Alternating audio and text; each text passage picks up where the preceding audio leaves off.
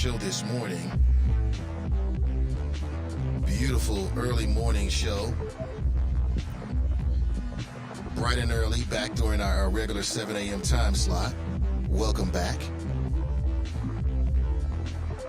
All right, numerous things to discuss. Within the last 24 hours, locally, things have been percolating.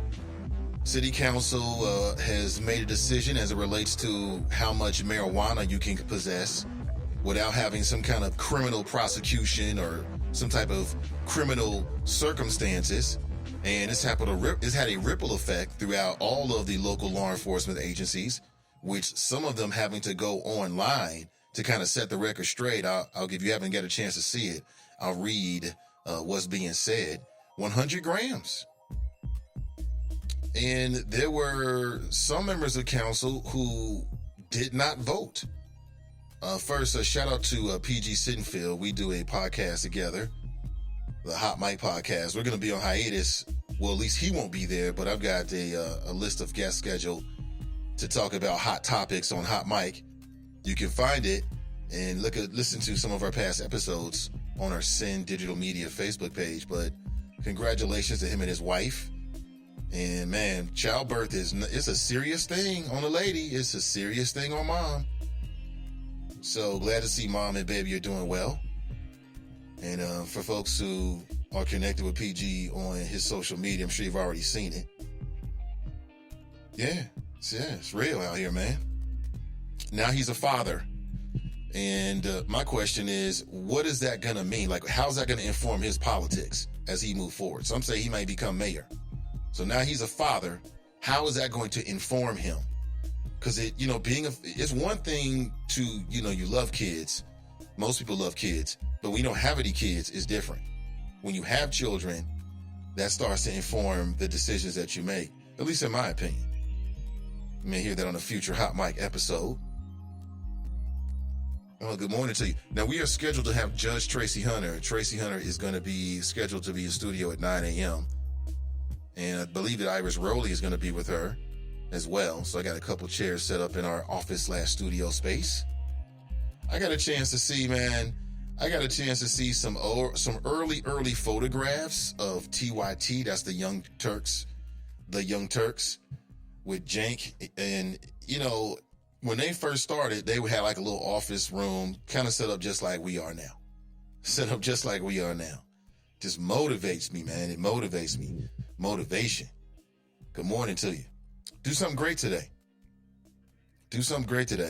If you believe in God, he woke you up this morning for a reason. It's not just to go work for somebody. It's not just to prepare food for your kids. It's not just to run around for your damn spouse. It's for you. Because you matter. Absolutely. Good morning to you. Welcome back. We still have room in our CCW class. It's July 13th. That is a Saturday. It's the second Saturday in July. I think we've got I can't call. I think we're at least 10 at this point, and people are getting the word. We're gonna put up an event page.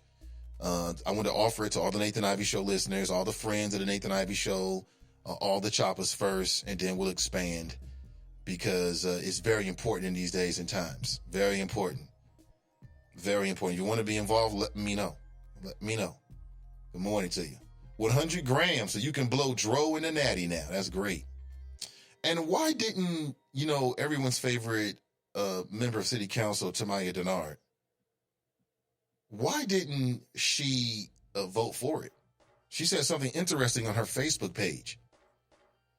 Right? Like on the surface, you would think, okay, this is exactly the kind of person that, may vote for something like this, maybe from afar. But Tamaya Denard, she's a black female.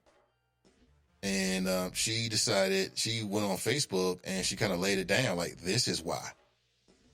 And I want to read this to you. Today, I voted no on the legislation to decriminalize marijuana. It wasn't because I don't believe in decriminalization. I do wholeheartedly, all in caps. I voted no because there was no measure and no solid plan in place to expunge convictions and records of people who have been arrested for the amounts that we are legalizing. I'm ecstatic that we are now enlightened about punitive marijuana laws. But with that enlightenment must come reconciliation for the hundreds of thousands of people. overwhelmingly black and brown people whose lives have been destroyed by unequal enforcement despite equal usage of marijuana. I pride myself on being progressive, but that has to be, but with that has to be the ability to look backwards as best we can, try to right wrongs, hashtag fairness, hashtag equal justice. And I want to get your thoughts. That's on her Councilwoman Tamaya Denard Facebook page. You can read it for yourself. I want to get your thoughts about that. I want to get your thoughts about the stance that Councilwoman Tamaya Denard took on this. And I'm bringing this up because she is a black woman, right? We know that black people are most affected by this. Black people are going to be most affected by the decriminalization of it. And here she is. She voted against it. But I want to know what you think about it. I want to know what you think about it. It's very important to me. What do you think?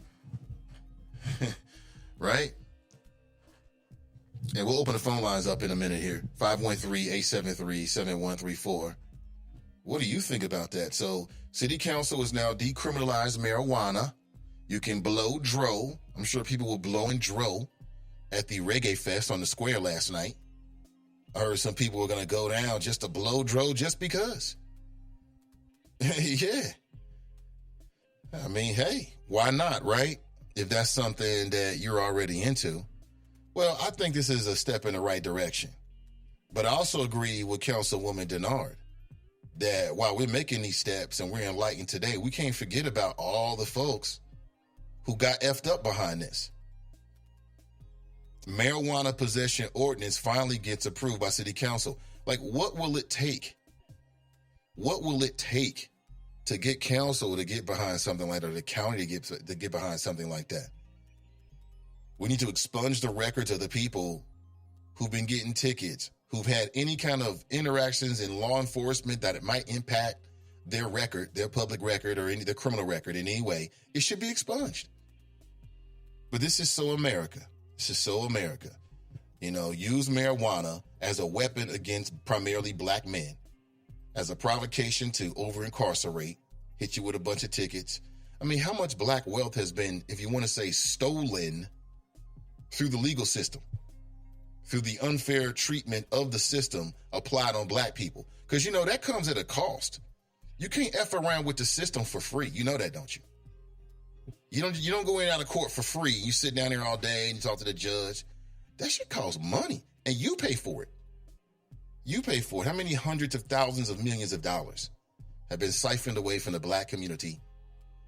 That's the reason why we have one of the various reasons why we have such huge inequities.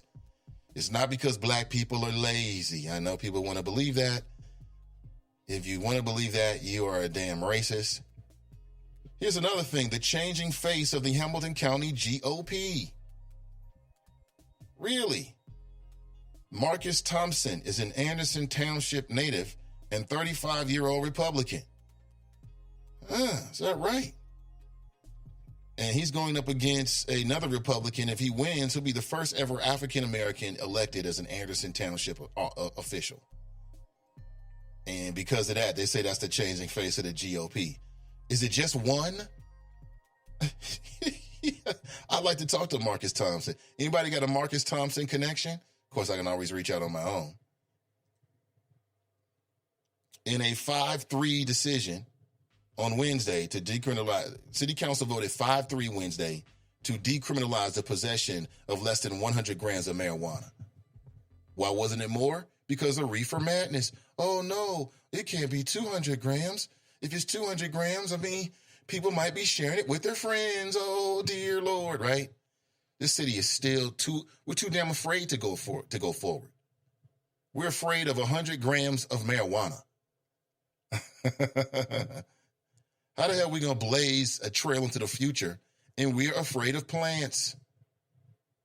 Voting for the measure, Christopher Smitherman, Jeff Pastor, Chris Silbach, Greg Landsman, and Wendell Young. Opposing it, Tamaya Denard, David Mann, Amy Murray, and as I said earlier, P.G. Sittenfield was excused because he and his wife just had a baby. And my thing about this is, what's next? I think that this is a step in the right direction. But the next step needs to be what Tamaya Denard said. Who's going to lead the charge? Because I think that might even be a more difficult task than this. Who's going to lead the charge on city council to make that happen? Is it going to be Jeff Pastor and Christopher Smitherman? Will it be Tamaya Denard? Will it be the Democrats? Will it be the Republicans? I don't know. So what people are going to see is that this doesn't really change anything. People are going to see that, okay, now that you can legally have 100 grams of marijuana, my question is, how many grams of marijuana would this have saved Sam DuBose? So my question is that what people need to remind themselves of this is that in Cincinnati, this is now you can have possession. Don't be going out to Wyoming and don't be going out to these other little cities, right, where they have their own rules and their own law enforcement thinking, oh, I'm near Cincinnati. You're gonna get a ticket. You're gonna feel like a dumbass. So don't do that. Councilmember David Mann vetoed for a couple of reasons. First, he's still concerned about the amount of marijuana exempted by the ordinance. Oh, dear Lord, 100 grams of plants. Well, what are they going to do? Oh, we can't support all these people with the munchies. Where are they going to eat? Oh, dear Lord. Lordy, lordy, lordy, right? Classic Cincinnati overreach knee-jerk reaction to some damn plants. How did David Mann get back on city council? What in the fuck is David Mann really doing? Is David Mann doing anything? But I get he looks cool with the white hair, right? Oh, my God. Amadeus. Becoming rugby, Amadeus, right? Secondly, he did praise the sponsors for reducing it from 200 to 100 grams, but he preferred less than an ounce or about 28 grams. What's the point of all of this? Mann is also concerned that there's no age of use regulation in the legislation. Let me see. Tamaya Denard said that the only way that she could support the measure was if she had assurances that the city would be clearing or expunging convictions of people who've been arrested for marijuana possession in the past. What do you think of that? I want to get your thoughts about it. Let me know. I reached out to Dan Hills, as I said I would, and I appealed to him. I said, look, man, the community needs to hear your voice. And it looks like we're moving forward to a second interview. So perhaps tomorrow with Dan Hills. And that should be a humdinger. Because I got some very, very strong opinions about what he said and what that means in terms of the culture and the value system of the Fraternal Order of Police. So hopefully we can make that happen. Maybe even in studio tomorrow. So I'll let you know. Good morning to you. See, John's in the house. He writes, glorious Thursday. Hey, good to see you, John. Come on in here. Living While Black writes, make today your best day. Oh, absolutely. Pat writes, good morning. Tiffany writes, good morning. Tracy writes, hi. CJ writes, good morning. Hey, good to see you, Tracy and CJ. Good to see everybody. Glad you're here. Mason Marler writes, morning, Nate and the Choppers. Hashtag Smokey. Jared writes, good morning, hashtag Team and I. Now, is this going to make you more likely to go out and start using marijuana? I'm going to go on a limb and say no. If you're already smoking marijuana, it's not going to make you stop. And again, most people, like people that have jobs, they're not going to be down on the square blowing dro into the air. They're not going to do that. And the reason they're not going to do that is because that's not what they want to do. This idea that just because something is an option that you've got to take it is ridiculous. Now, I know most people don't have any self-control whatsoever. Well, there's some people that don't have any self-control. I'll put it that way. You know, these are impulse buyers. I get it. But you know what? Just because they're offering, white chocolate Snickers with almonds in it, and I love Snickers, doesn't mean I have to purchase it. I've seen these. I grew up on Snicker bars. Haven't tasted them. I have no desire whatsoever. That's my self-control. Believe it or not, there's people out there that are not going to go wild with the reefer now. They're not going to go wild with the ganja. if they're already smoking it, if they're already been possessing it, they're going to just drive a little better now. It's going to give the police one less reason, kinda, because now it becomes an issue of weight. Is that 100 grams or is that 120 grams, right?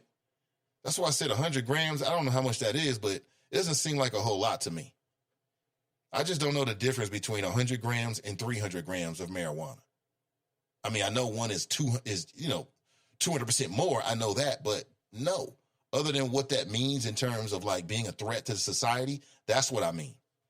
If you have 100 grams of marijuana, does that mean that you're a lesser threat than if you have 300 grams of marijuana to society? No, because you're only dealing with people that want it. You're only dealing with people that want it. Don Lee posted this from the Delhi Township Police.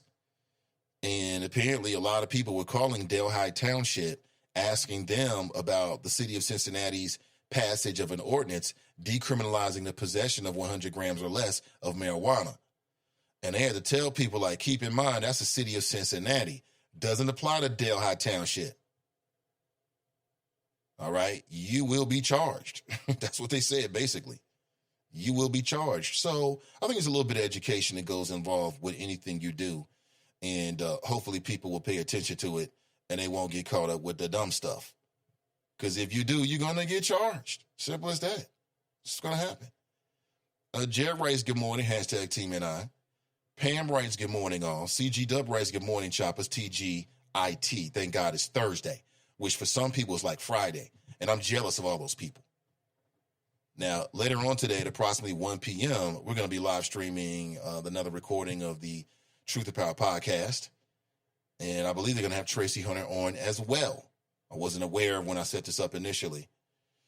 Tomorrow at 12:30 p.m., of course, you could check out another live streaming recording, another live stream of the Is It Just Me podcast with Donnie B. Kelly writes, good morning, Nathan. Tracy writes, P. Pam writes, get it, Nate. Angela writes, smart folks knew the deal behind the traps within this weed ordinance. Moral of the story, either maintain your current MO or know the city limits and neighborhood boundaries so you don't get picked up, cited by other city, township, or county jurisdiction. Tanika writes, I see my first client today with the Eve Center. I'm doing something great. Hashtag thankful. Oh, that is super. Tanika, tell us all about it. Tell us all about it. That's beautiful. Angela writes, white supremacists know how to give with the left hand and gut punch you with the right. Mesa Muller writes, congrats to Tanika. She says she's so excited. That's great to hear. That is super awesome. Let me see. Traffic and jaywalking citations will go up, I think. I hope not. I hope not. She writes, the passage will drop the hammer elsewhere. Mark my words. I can believe that. I can believe that. I think who is going, city council is going to lead the charge to expunge the records of these people who've already been incarcerated for similar amounts of marijuana.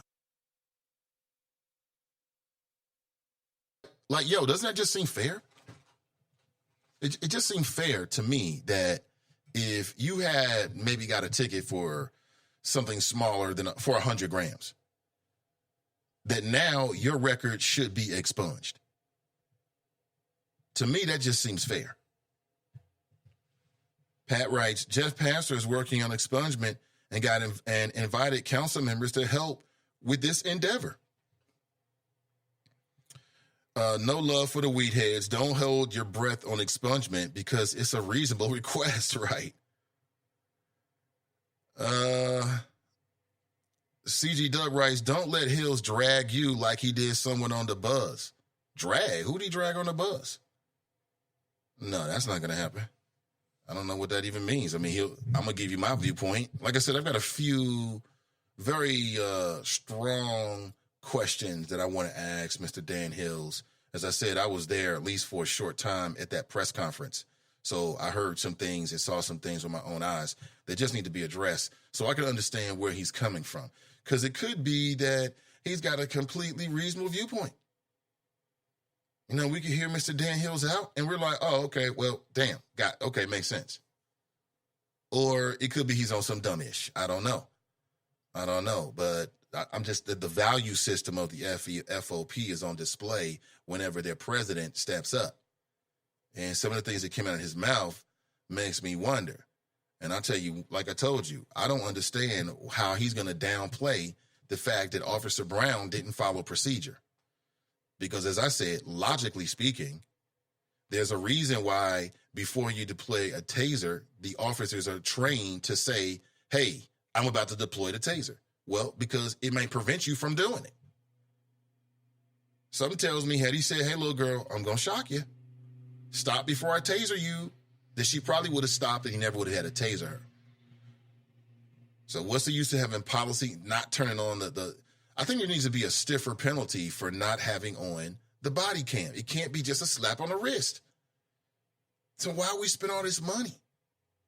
Why spend all this money, have all these conversations, city council, all these presentations, just to get the body cam, and then officers can turn them on and off whenever they want to?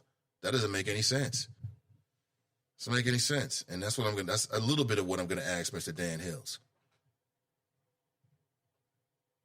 But who got dragged on the bus? It's interesting. The who? What is that again? Never heard of it. Mike Jones writes, so Oren says it's okay to accept info on political opponents from foreign countries. Yes, he did. Doubling down on his rationale for meeting with the Russians. Yeah, Donald Trump is your president. He's our president. He represents us all. And the thing about it is, you know, Donald Trump is all about himself. So basically what he's saying is, and see, that's the reason why, and I've been talking about this ever since it happened. The number one thing when it came to Mueller was the fact that Donald Trump is not really pushing that the United States get secure before 2020. Because last time the Russians helped him. And if the Russians can help him again, he's willing to accept the help. He just told you. He just told us, Mike. If the Chinese... So you telling me if the Democrats start working with the Chinese and the Chinese are like feeding the Democrats information about Donald Trump, what are the Republicans going to say? They're going to start talking about patriotism. Oh, that's not That's not patriotic. Not patriotic. But yet it's okay for Donald Trump to interact, to openly court. He didn't just ask. He's openly courting somebody coming in and helping them out. He did the same thing last time in front of everybody. Oh, Russia, who talks like that? Who talks like that? Who just says some arbitrary country out of thin air and hoping that they're going to help you? Who does that? Nobody does that unless you've got some insights that these individuals may be interested in helping you already.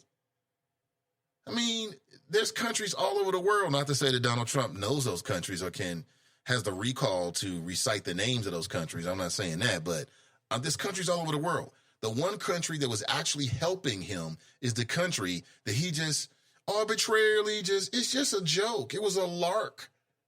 It was funny. The media doesn't understand Donald Trump's sense of humor is what they said. I'm calling bull on it. Sometimes you just got to say bullshit. You know what I'm saying? Sometimes you just got to call bull. Let me take a quick break. We'll be right back. This is the Nathan Ivey Show, live, local, and vocal. If you want to dial into the show this morning, let me throw the number your way, 513-873-7134. We'll be right back. Dear John, I was hoping it wouldn't come to this, but you've left me no choice. I'm leaving. Uncontrolled high blood pressure is really serious, and lately you seem to really not care. I've been there for you since day one, and I know you think I'm going to keep ticking, but no, my friend, I can quit whenever I want. Why can't we get back to the good times, when we were more active and ate more healthy foods, and you checked on me every once in a while? Is that too much to ask? I don't want to leave, but unless you stop ignoring me, what else am I supposed to do? Remember, when I quit, you quit. Sincerely, your heart. Listen to your heart. Don't let it quit on you. Doing the minimum to control your high blood pressure isn't doing enough. High blood pressure can lead to a stroke, heart attack, or death. Get your blood pressure to a healthy range before it's too late. Find out how at heart.org/bloodpressure. Check, change, control. A message from the American Heart Association, the American Stroke Association, and the Ad Council. 1 in 3 adults in America have prediabetes, but most don't know it. To let people know it can be reversed before it becomes type 2 diabetes, professional basketball player Julius Randle is doing everything in reverse. I'm only dunking with reverse windmills. I drove the whole way to practice in reverse. I don't recommend it. This move's called the reverse shuffle. I do recommend it. And it took me months to learn how to speak in reverse, like this. Here's 10 almost for diabetes type 2 with living Ben has mama. In other words, my mom has been living with type 2 diabetes for almost 10 years. So together, we want to say to the 84 million Americans at risk, exercise and healthy eating can help reverse prediabetes. Start by taking a simple 1-minute risk test at doihaveprediabetes.org. Brought to you by the Ad Council and its prediabetes awareness partners. Bet he can't say that in reverse. Hi, I found a toy dinosaur over on the playground by Smith Street. It had this phone number on it, and, well, I just wanted to make sure the dinosaur made it back to its little owner. Yeah, hi. I think I found your kid's stuffed animal near the swing set. Just want to call. I'm sure she misses it. I know my son gets super attached to the smallest things, even a fire truck, and I'd be happy to drop it off. The toy was a little muddy, so I cleaned it up, and it's good to go whenever you're around. When I found the little sippy cup, I just had to give you a call. It's for a kid, you know? We'd do anything for kids. Yet 1 in 6 children in the U.S. struggle with hunger. Help end childhood hunger and give all of our kids the meals they need to grow. Learn how at feedingamerica.org.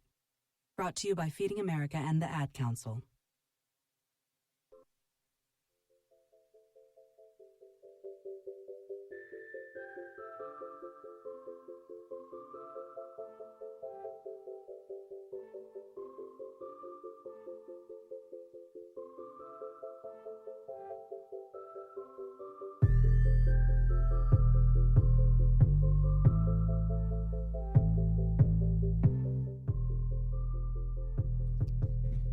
Good morning, everybody.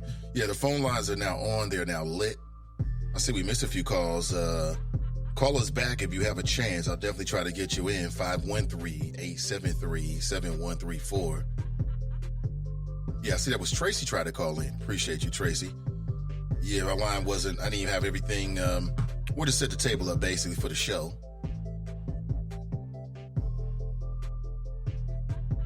All right, good morning. It's a beautiful Thursday, and we're talking about the fact that City Council recently decriminalized 100 grams of marijuana.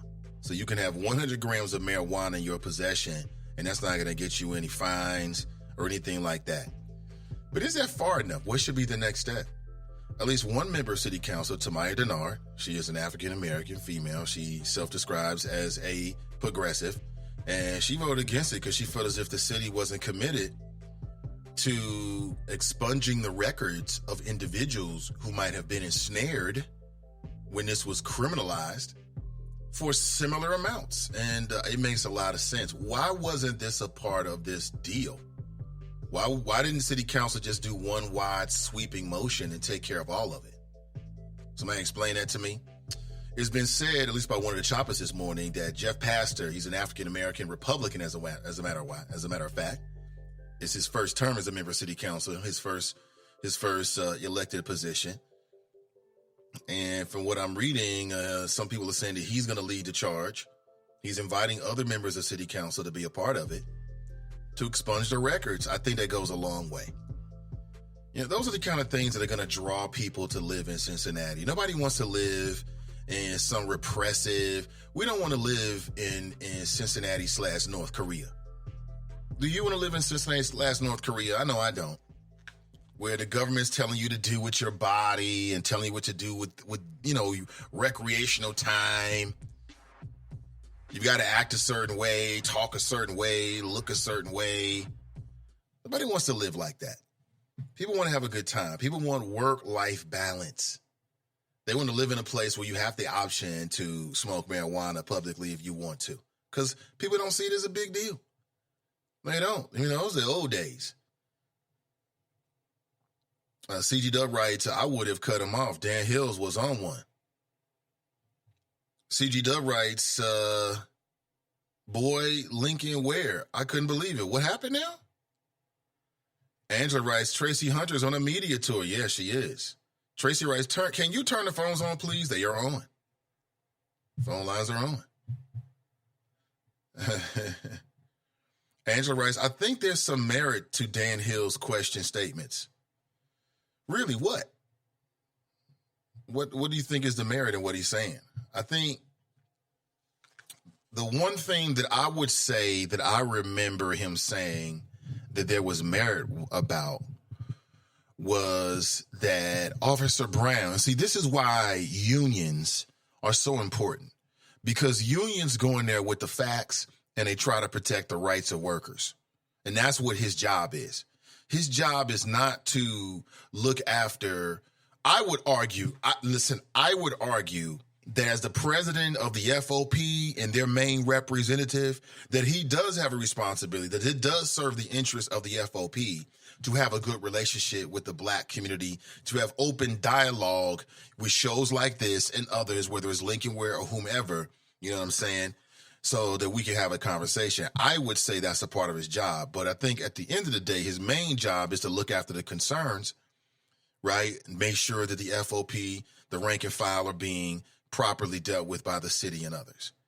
So the one thing in which there may be some merit is the fact that, and again, this is because Dan Hills is a shrewd communicator, okay? So he knows how to effectively communicate his position. That's why he's in that position.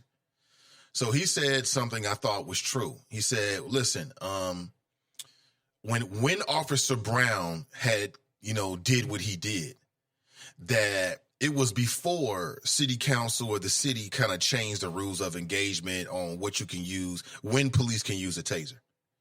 And that he shouldn't be punished for rules that weren't put in place when he actually made the action. Other than that, I think everybody would say is just fair. It's just like if you're on a job and you get punished for something that you thought was in the boundaries of what you're supposed to do. Then the powers that be change it and they want to punish you, even though when you committed the action, it was before the powers that be changed it. That makes sense. That makes perfect sense. CG Dub writes, I'll tell you now, he's on some dumbish. Is that right? Angela writes, how many black officers would take an L off a white suspect? Minister of Info writes, good morning, Nate. The minister is for the children. I believe he is.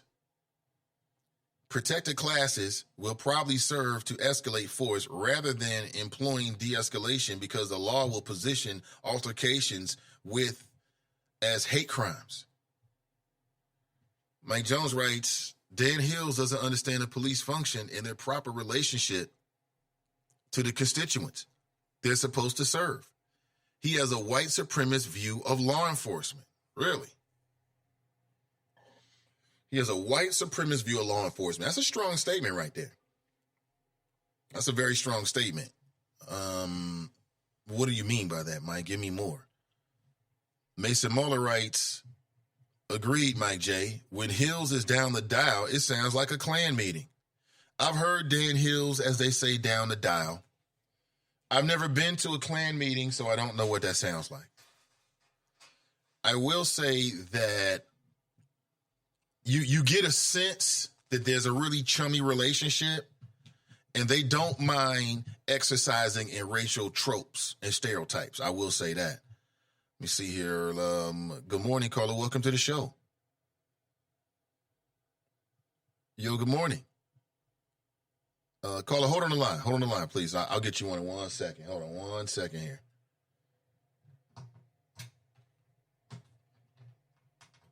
One second. There we go. All right, let's try it again. Good morning, caller. Welcome to the show. Oh, I think she hung up. Call me back. I'll try to put you right back on. The young man who assaulted the officer falls within the criteria of the bill as my understanding of it goes. Protect and serve is federal, someone writes. Cassandra writes, great risings, beautiful souls. I appreciate you. Good morning to you.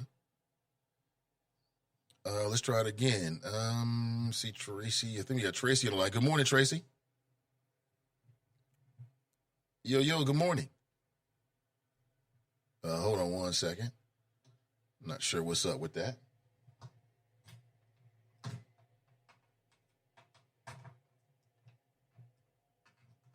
There we go. Ray writes, good morning, all.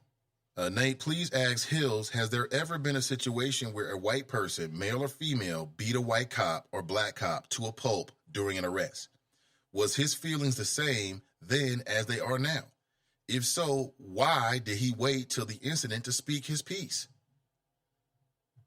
Okay, what incident are you referring to, CG Dub? I mean, I don't mind answering that question. And hopefully you'll be here when he comes on, so if I forget, then you can ask the question or you can remind me and I can ask the question for you. What situation are we talking about here?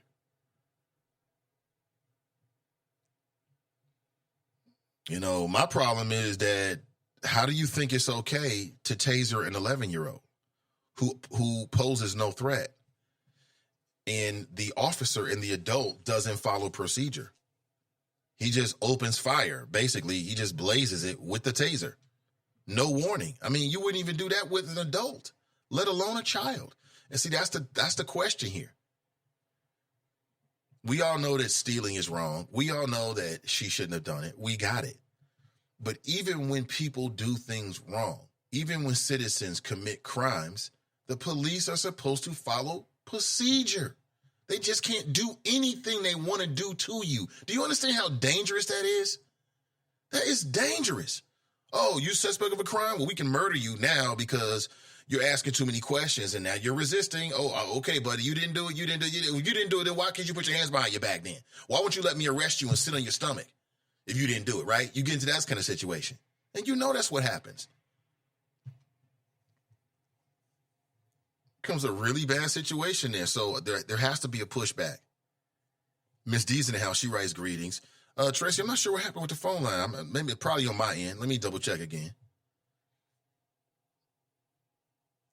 Mason Muller writes, I was done with Dan Hills after he called the murder of Sam DuBose an inadvertent trigger pull.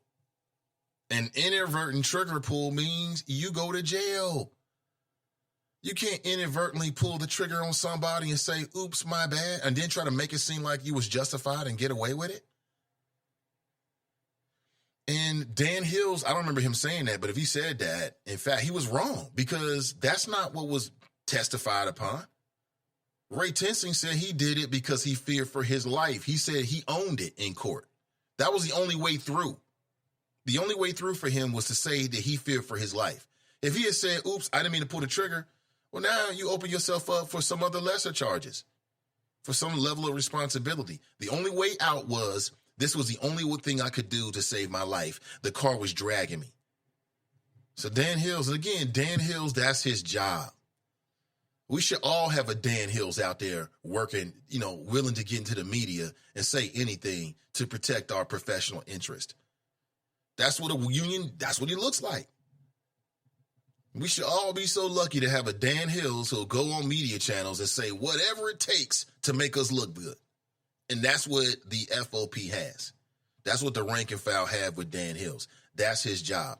His job is not to come on the Nathan Ivey show and make us feel good about ourselves. His job is to represent the FOP. You got to keep that in mind. He is a biased actor in all of this.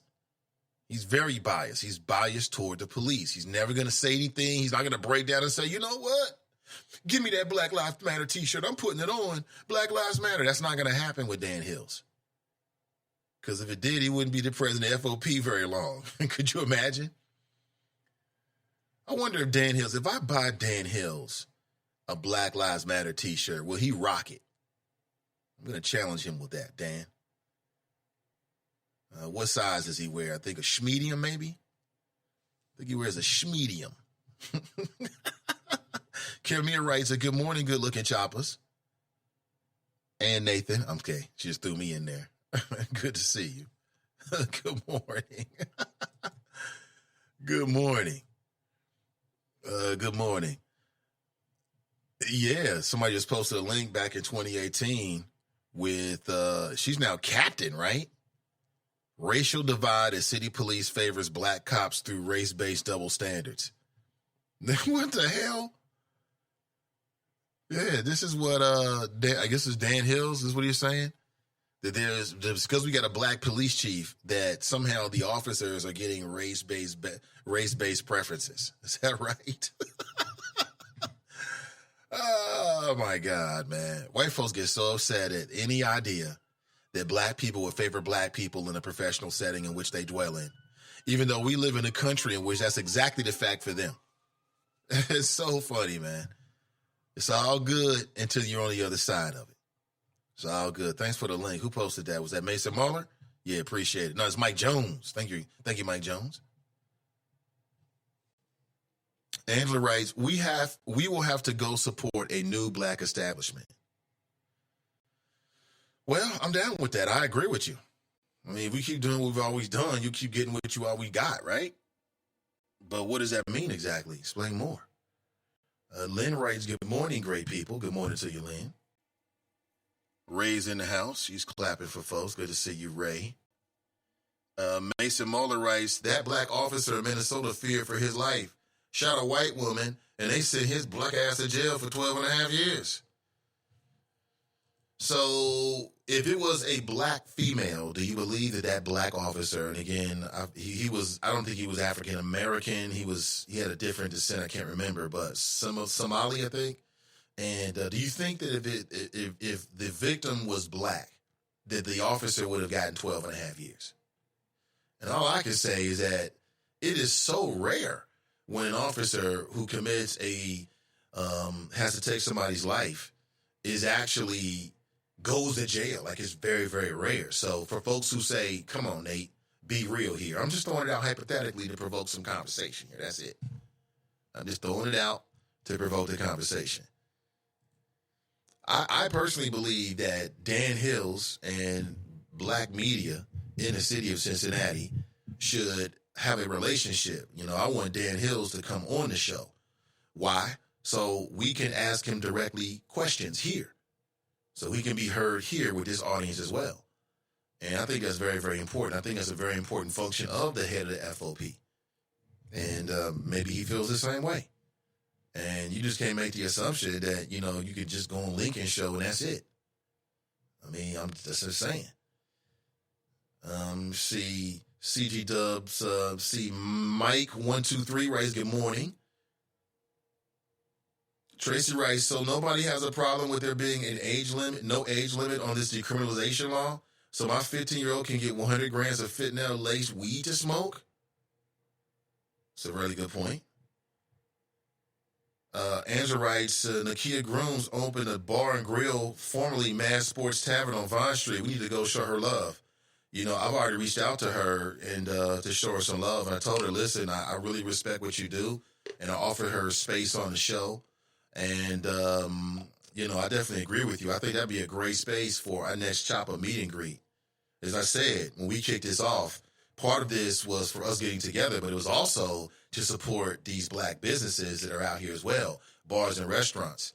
And so I'm definitely with that. And let me reach out to her as well, just to reconnect with her. I just sent her a message last week, so we conversed just a little bit. And I told her, I said, I really just respect what you're doing, want to support you. Please come on the show, feel free. As I say to a lot of folks who are opening businesses, we'll hear from Miss Sandra. She's got a new coffee shop. So, you know, everything I do on this platform is just not about trying to put money in my pocket, but it's also about trying to push our audience to support black owned, to support, you know, the people out there that are trying to put their life, you know, this could be a dream for somebody, you know, to open their own restaurant. I could easily see that. So I support her for sure. And I'm 100% down on Vine Street.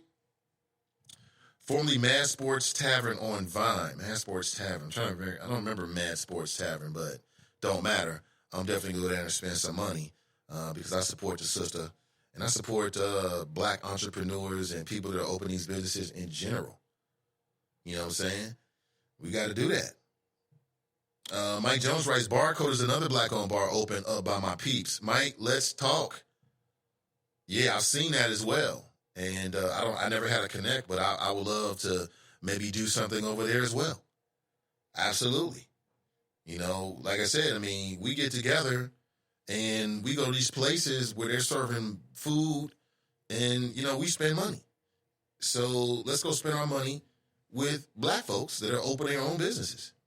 And we did that with Park Place. Park Place is black owned, right? That was the whole reason, one of the reasons why I chose them. And I support all these folks in their endeavors. That Barcode, I just like the name of it. It looks like a really dope spot. Angela writes, I visited her establishment on Short, Burnett, and Clifton was tripping. They was tripping. It's always somebody tripping, man. Always. I'm telling you, man, that's a different kind of racism when people don't even want to take your money. They don't even want your money. You can't even give them no money. That's a different kind of racism right there, right? People, we may not be ready for that. I don't know. I didn't know May 11, 2018, Sergeant Dan Hills, president of FOP, received a written reprimand and will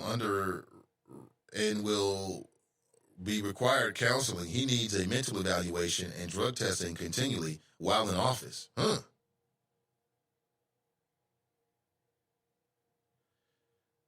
See, Angela writes, we need to go to happy hour at our people's joints. Let's do it. Let's do it. I'll tell you what, you know, if we all agreed, I think we all are, that, you know, when we go to our chopper meet and greets, that we should be doing it at black-owned establishments, then I'll reach out to Miss Grooms today, and I'll set it up so that we can go down. That's a great time, too. But, you know, I want to go over there and support Miss Sandra as well, okay? And although I'm drinking coffee this morning, but I'm not the biggest coffee drinker, but that don't really matter. I just want to support, you know, people like me. I want to support us.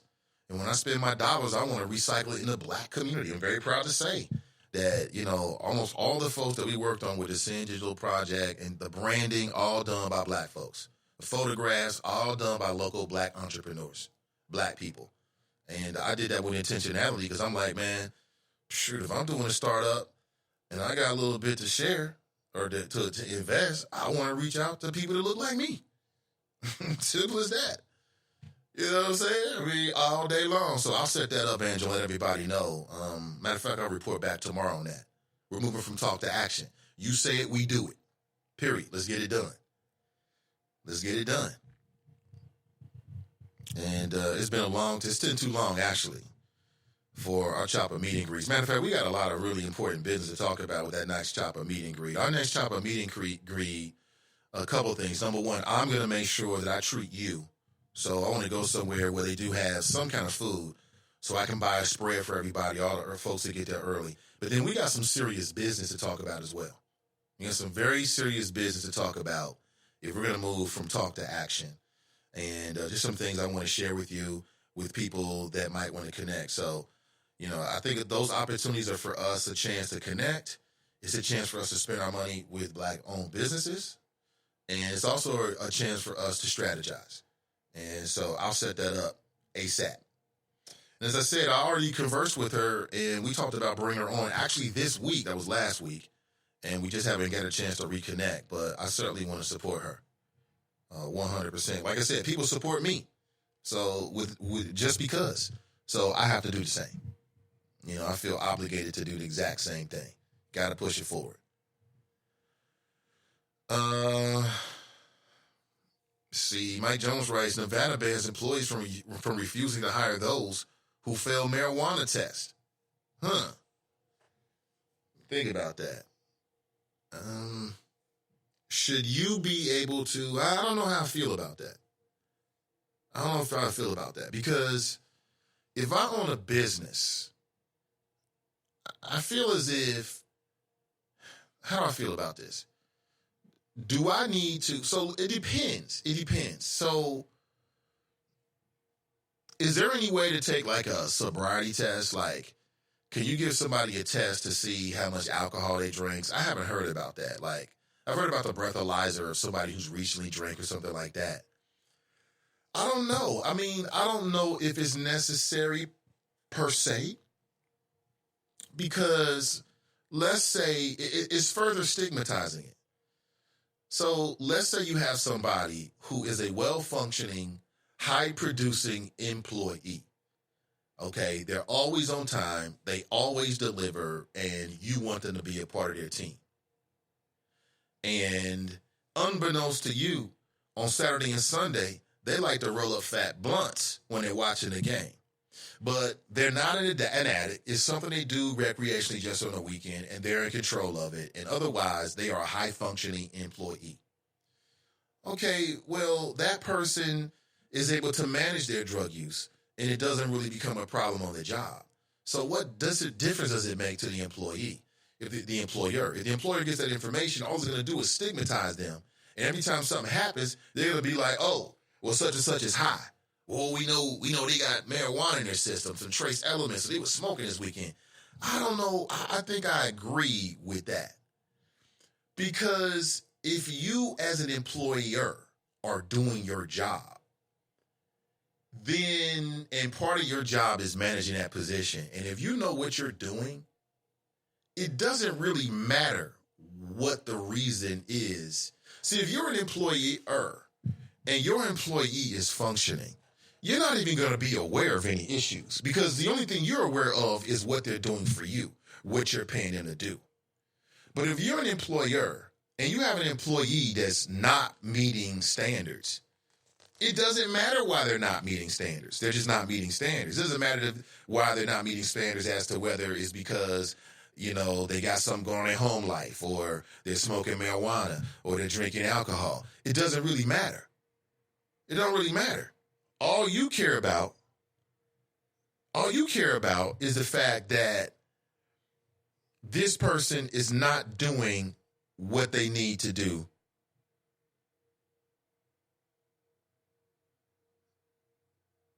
Okay, Tanika, I don't know if I read it or not, but I'll circle back in. I think I did read it, but I'll circle back to make sure I got it for you for sure.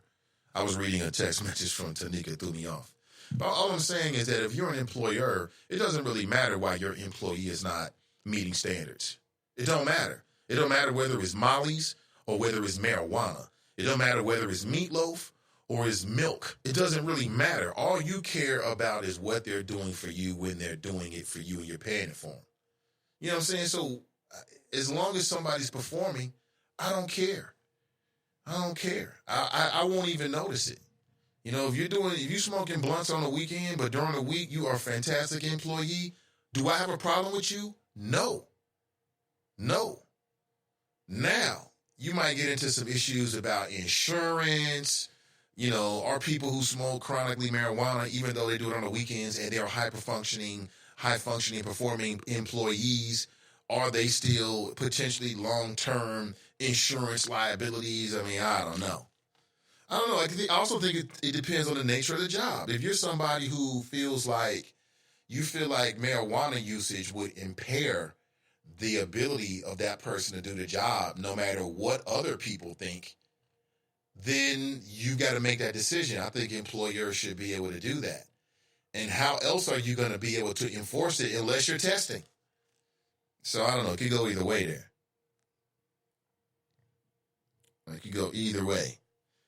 Angela writes, going as one or two is fine, but we need to have a substantial influx of cash in these businesses.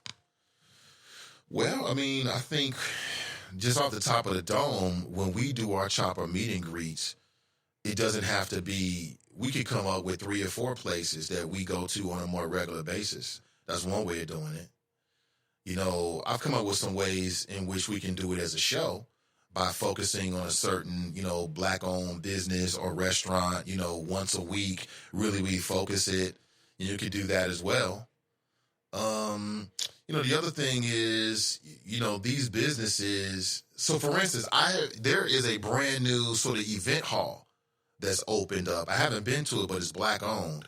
And I you know what? I don't know the folks involved, but when I saw it afterward, I thought it looks pretty dope. I might go check it out, because we were talking about in that conversation with Drew How many black-owned sort of venues are they, whether it's large or small? So then when we have events, we need to make sure that we focus and highlight it and send it right back to these businesses, these black-owned businesses.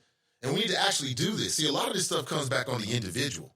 It really comes back on like, we can do a lot of things collectively, but a lot of this, what we can do is individual. Like, what you having for lunch today? You know, where you going to eat lunch today? You know, the next place you have dinner, where you going to eat dinner? Next time you want to go out and have a brew, and maybe you got a partner in town for the first time, or a college classmate or roommates in town, where you going to take them?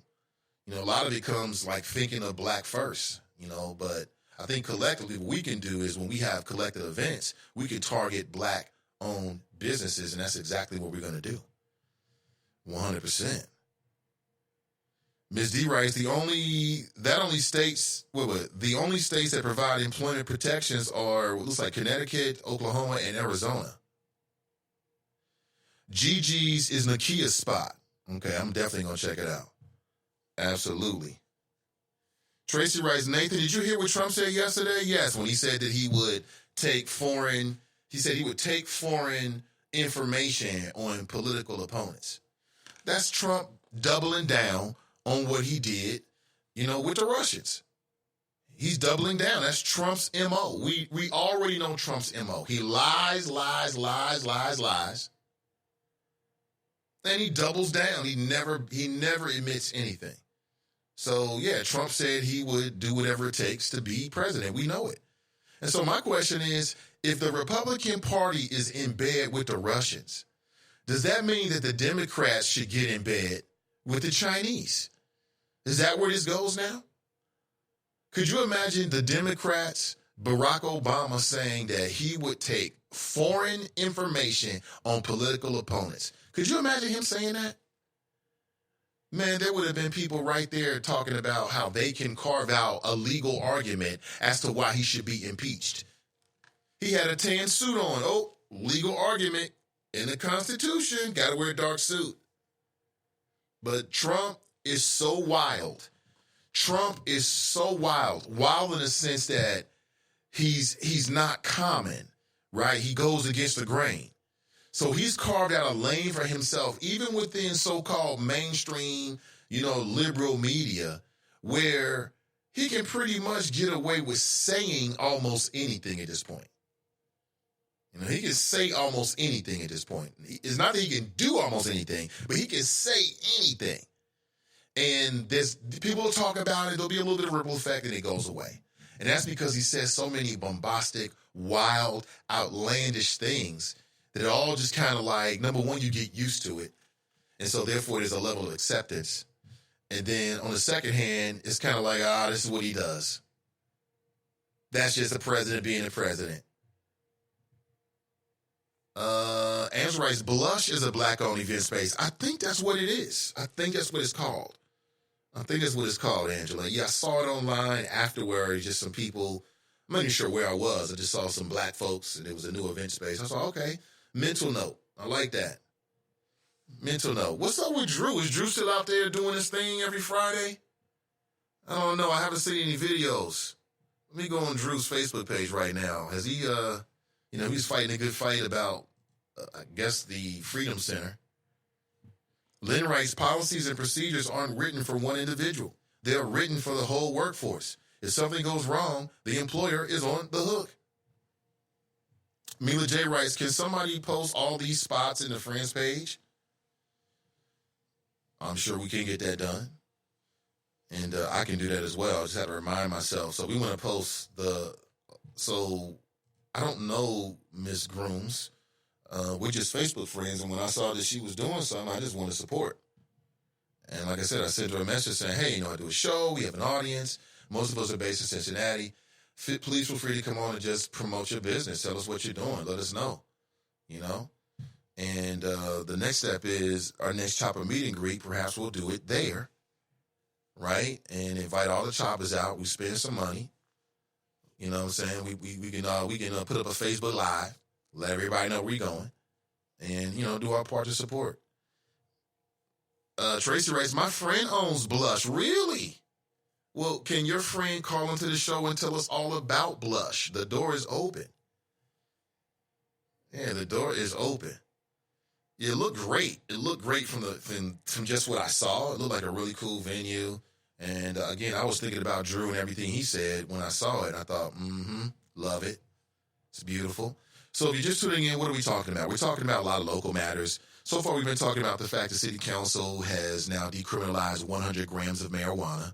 So if you want to walk around with 100 grams of marijuana in your pocket, feel free to do so. Nobody's going to say a word. Nobody's going to say nothing. Can't nobody tell you nothing if you've got less than 100 grams of marijuana. Now, I don't think that this is going to be a scourge on society. Some people are concerned about the fact that there's an age limit. There's no age limit on it. And I'm not as concerned about that. I'm really not. Because I think that just because there's no age limit is not going to make a 14-year-old or 15-year-old now want to possess 100 grams of marijuana. I don't believe that. I don't think it's going to make anybody more likely to smoke marijuana than it was before. I think you may have some adults, primarily adults, who might want to try it. And they try it, and either they'll like it and keep doing it, or they'll dislike it or be indifferent and stop. I don't think it's going to change anything other than less brown people are going to get fines and tickets and court appearance fees. And again, that's a great thing. That's a great thing. Tamaya Denard did not sign on to it. She did not vote for it, and she said it was because she felt as if it didn't go far enough. The city needs to do something about expunging the records of individuals and not just decriminalizing 100 grams. Her thing is, what about all the people that got fines, tickets, and court fines for less than 100 grams? What are we going to do for them? And I think I respect that. But what do you think? What do you think? 513-873-7134. Also, people have brought up the fact that Donald Trump said something crazy. Listen, the only thing we need to talk about Donald Trump is when it relates to 2020. Either people are going to vote for him, vote against him, or not vote at all. That's the only three options that you're going to have if you're going to vote for president. Vote for him, vote for an opponent, or not vote at all. And I would say that not voting at all is, in fact, depending on what state you live in, a vote. Essentially, it is. Essentially, it is a vote, whether people want to see it that way or not. I'm not voting in this white man system, and you're not voting. Essentially, you just voted. You essentially, whether you know it or not. The census is coming. The census is coming. The census is coming. As the Trump administration is playing games with the U.S. Census. The Trump administration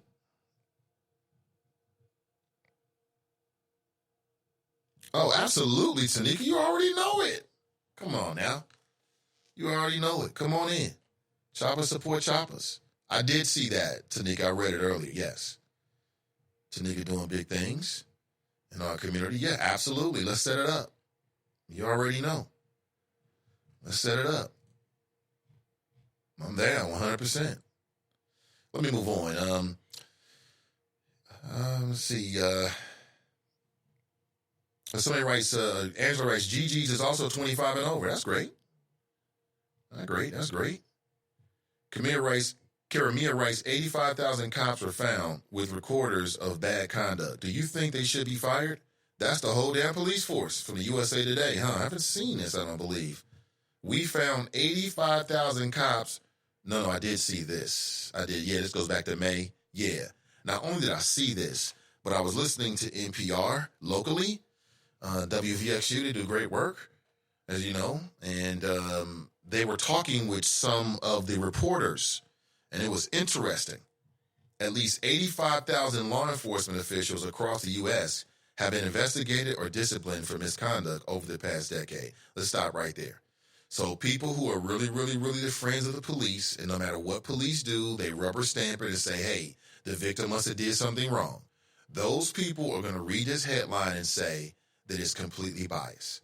They're going to say that just because somebody's been accused of something or even investigated doesn't mean they necessarily did something. Now, those who've been disciplined, obviously that's different. Yeah, that's a great share right there. Thank you so much. Yeah, dishonesty is a frequent problem. The records document at least 2,227 instances of perjury, tampering with evidence, or witnesses, or falsifying reports. There were 418 reports of officers obstructing investigations, most often when they or someone they knew were targets. Yeah, that was a really this is a really interesting read. And a very interesting, eye-opening investigation by USA Today. This is spot on. And what they found basically, see, anybody who's black, if you're black and you have conversations about law enforcement, you should make sure you bookmark this, because this is the statistical evidence that you need as you're making your arguments and making your points about law enforcement. Now, this is not to say like we want to abolish law enforcement. This is a tool for reform. Because believe it or not, there's people out there who are asleep. They're not woke. They are asleep. And they need to be jarred open. And sometimes facts, statistical data can do that for certain people. So less than 10% of officers in most police forces get investigated for misconduct. Yet some officers are consistently under investigation. What does that tell you? That tells you that the majority of cops are good. Well, good in the sense that they're not being investigated. But there's an element within the police force that's on some dumb-ish, and nobody wants to talk about it because they're all brothers and sisters in blue, and they've got a code, and the code is just like the code for any other group. Keep your damn mouth closed. Don't talk about what they say, rule number 1. Don't talk about the mafia. Rule number 1 with the police. Don't talk about stuff that goes on with police. And that's what we see. Every group does that. But when black people do it, there's no snitching culture. It becomes like a negative. It becomes like a negative. It's great. Thank you for that. That's a great post right there. My friend's husband couldn't get his CDLs over a dime bag possessions charge. Really? See, your friend's husband is exactly the kind of person who people that want to reform this whole marijuana system, the legal system, are talking about. It's a damn shame. Over what? A dime bag possession. A dime bag? And by dime, I mean you can purchase it for $10. That doesn't seem like a lot. And so because of a dime bag on your record, everybody's looking at you judging you like, oh, well, if you were doing a dime bag, you're probably the ganja king of Clifton or some nonsense, right? What else are you doing? I mean, if you're moving serious weight and they catch you with like 10 tons of marijuana and you're the marijuana distributor for North America, then maybe I still say it's just plants and you're selling stuff that people want. So, as long as you're not lacing it with some harsher chemicals that might kill people, you're just giving people what they want. That's it. It's America. Lynn writes, why are we so opposed to moderate limitations? Minors can't buy cigarettes. Minors can't buy alcohol. We have restraints on weed and still be progressive. I agree with you. I don't want my daughter to be doing marijuana, but she's 14 now. She's not going to be doing it anyway, at least not in my sight. That's just not a part of her environment. And I say that now, and who knows what will happen in the future. What? Mike Davis writes, what's the difference as it relates to alcohol?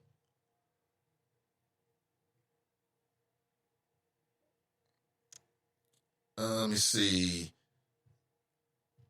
Trying to get everybody's comments in. There it is. Okay, 513-873-7134 if you want to share your thoughts, let your voice be heard this morning. We're talking local issues primarily, local issues, as we prepare for another conversation. Like I said, I reached out to Dan Hills, and it looks like he's going to come on the show. I'll offer him to come in the studio. If he comes in the studio, that means he'll come in either tomorrow or late next week, like the later part of next week. So we shall see. And if you got any particular questions, then let's line them up. What are we talking about with Dan Hills? Well, I'm concerned about some of his statements. I just want to challenge him on some of the statements that he made at a press conference that I got a chance to attend to. Thank you for the tip. Appreciate it. Shout out to the choppers. Appreciate you. And I wanted to make sure I act on it and honor the time that you sent sending it to me. So I had to make sure I got over there. I was able to do it just for a bit, and it was eye-opening. It was quite revealing. And even more revealing was the attitudes of the media. Like I told you, there was one guy behind the scenes, white dude, and he was like, I call him bobblehead media. Because behind the scenes, everything Dan Hill said, his head was just up and down. Yep, bobblehead night. I'm like, what the fuck is this bobblehead night at the FOP Lodge? I didn't know it was bobblehead day. He's just, yep, yep, you tell him,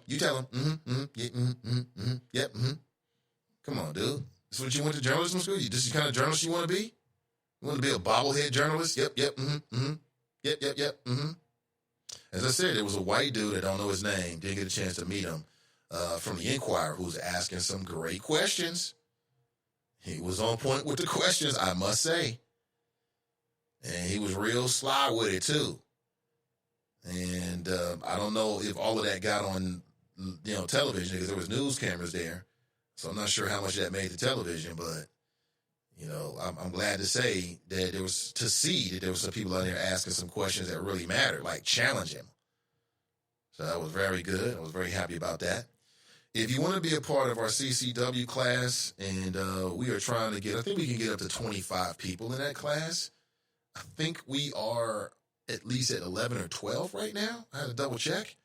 But I'm glad to see there's a real response that people want to be a part of it. I can tell you straight up that I've been told by at least 3 people that they cannot attend, but they want to attend perhaps a second one that I'll set up as well, so that we can make sure that we can all get on the same par with our CCW licenses, and also can get perhaps, so we're going to kick it off with Mr. Brother Johnson, but I know there's a lot of good people who are working in these spaces, and I'm looking to work with black instructors who are knowledgeable and have the kind of access to the facilities and the knowledge that we're looking for. And I do know there's at least 2 people who already have their CCW license. 3 people actually already have their CCW license, but they want to join us when we go out and we get on a range on a more regular basis and do some more tactical stuff. So it's in the friends page right now. Let me know, and I will send you the registration and let you know how you can register and be a part of that. And that'll be on July 13th, which is a Saturday. It's the second Saturday of July. So exactly, you can say a month from today, okay, from 10 a.m. to 6 p.m. The cost is going to be $75 at this point, although I think if we get 15, then we qualify for a group rate, which will make it $65. All right? And we'll need that at least 1 week before the day. There's a little flexibility there. If you're like, Nate, I'm going to get paid for 2 more days after that, we'll work it out with you.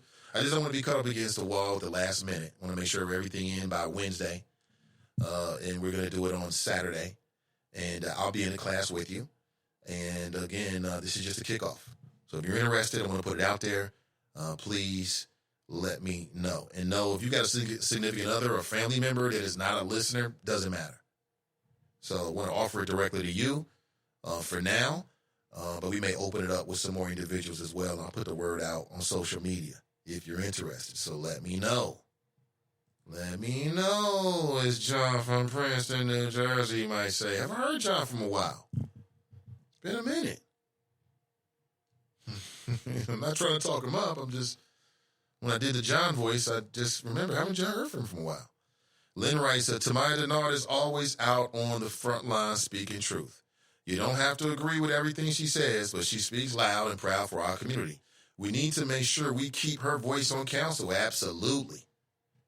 I agree. I agree. I think that Tamaya Denard has the best interests of our community in mind. And I think that she's going to do big things in the world of politics. That's what I honestly believe. I honestly believe that. Let's go back to the phones. Good morning, Carla. Welcome to the show. Well, thank you. What up, though? Yeah, what's going on? A little bit of everything, a little bit of everything. Listen to your current topic, wanted to touch bases on various points. From the dope dealing to the political white man. I guess we'll deal with the political white man. Hey, have you ever, I know you haven't, so I'll just go ask. I don't even know why I'm asking the question. Have you ever studied John Henrik Clark? No, what I miss? No. You missed his whole life. He's dead now. That's what you missed. Yeah, fill us So in. you never even heard of the man. Well, I don't know. Tell me more. Maybe I have. Either you have or you haven't. No, you haven't. John Henrik Clark. Henrik. John Henrik Clark. One of the leaders, authorities in African studies. Are you on He Wikipedia right now? rewrote. Am I on Wikipedia? Yeah. What you said? No, I'm on the phone with you. Okay, I heard you spelling it. But go ahead, tell me all about him. I've spelled it so you could look him up, but I'm kind of sure like the white people he crushed in that debate who didn't write one damn thing down ain't looking it up. But let's move on. The brother rewrote 4,000 or 5,000 years of Caucasian history, every lie they ever told. And he did something when the narrator asked the opening question, what is the conclusion of your position? How did you prepare for your position? And how do you defend your position? Great question for the first question. What's the conclusion of the matter? And he said something that was very inspiring. I have dedicated my entire adult life to this subject. Whereas we got grown-ass men dedicating their entire adult life to the subject of a ball. We got grown-ass men dedicating their life to the subject of the white man's political position or spiritual position. Their entire adult fucking life. Reminded me of you. Well, you dedicated your entire adult life to kissing ass, Wakanda, playing ball, bigging up the white man's election. Well, this is why I brought up Henry. He made a good point when he said, your oppressor, the white man, will never give you the tools You to sound take like his a power damn away fool. from Hold him. on, let me come in here. You sound like a damn fool, son. I sound like a fool. Yeah. Okay. John Henry Clark sounds like a fool. Because I only just told you everything he said. No, Black Lion sounds like a damn fool. That's what I'm talking about. Well, you're listening to John Henry Clark. And you're just hearing it through Black Lion. No, I'm not actually. I'm listening to Black Lion. You don't even know who you are, do Well, he you? went through Socrates' work. So now today you're John Henry Clark. You don't even know who you are. Brother, you don't even know who you are. That is sad. Can you stay focused? Because you never looked up the man. You never even heard about it. But your stupidity is to say dumb shit. Instead of getting the information. I got you, B. Thank you for the call. We'll holler at you. We'll holler at you. I ain't here for all that. No, actually, that's your stupidity to say dumb shit because you say it every single morning. That's what it really is. It's sad. It really is. Pardon me. A little coffee there. It's very, very sad. So, I mean, that's it. I mean, nothing really to say about it. If you want to call in, sorry, here, got another call coming in. Caller, call me right back. Appreciate you. 513-873-7134. And a message here from Tanika. Okay. All right, appreciate it. Appreciate that connect. I appreciate it. I don't even need to dignify that dumb shit that Black Lion was talking. You're not whoever the hell you said you were. You're Black Lion. That's who you are. And that's not even your real name either. That's just your talk radio name, which I'm okay with. I have no problem with talk radio names. But I'll be honest with you, B. I mean, over here, it's just never going to happen. You know what I'm saying? You got to take that dumb shit somewhere else. If you got something you want to share with the community or myself, then put it out there. But how you feel about me, you can stick up your funky ass. I keep telling you that. I don't give a damn. It makes no difference to me. And I'm glad you brought it up because the NBA is tonight. And I'm torn. I mean, on one hand, I feel like I want Toronto to just end it. Just get it over with. On the other hand, well, nothing better in NBA than a Game 7.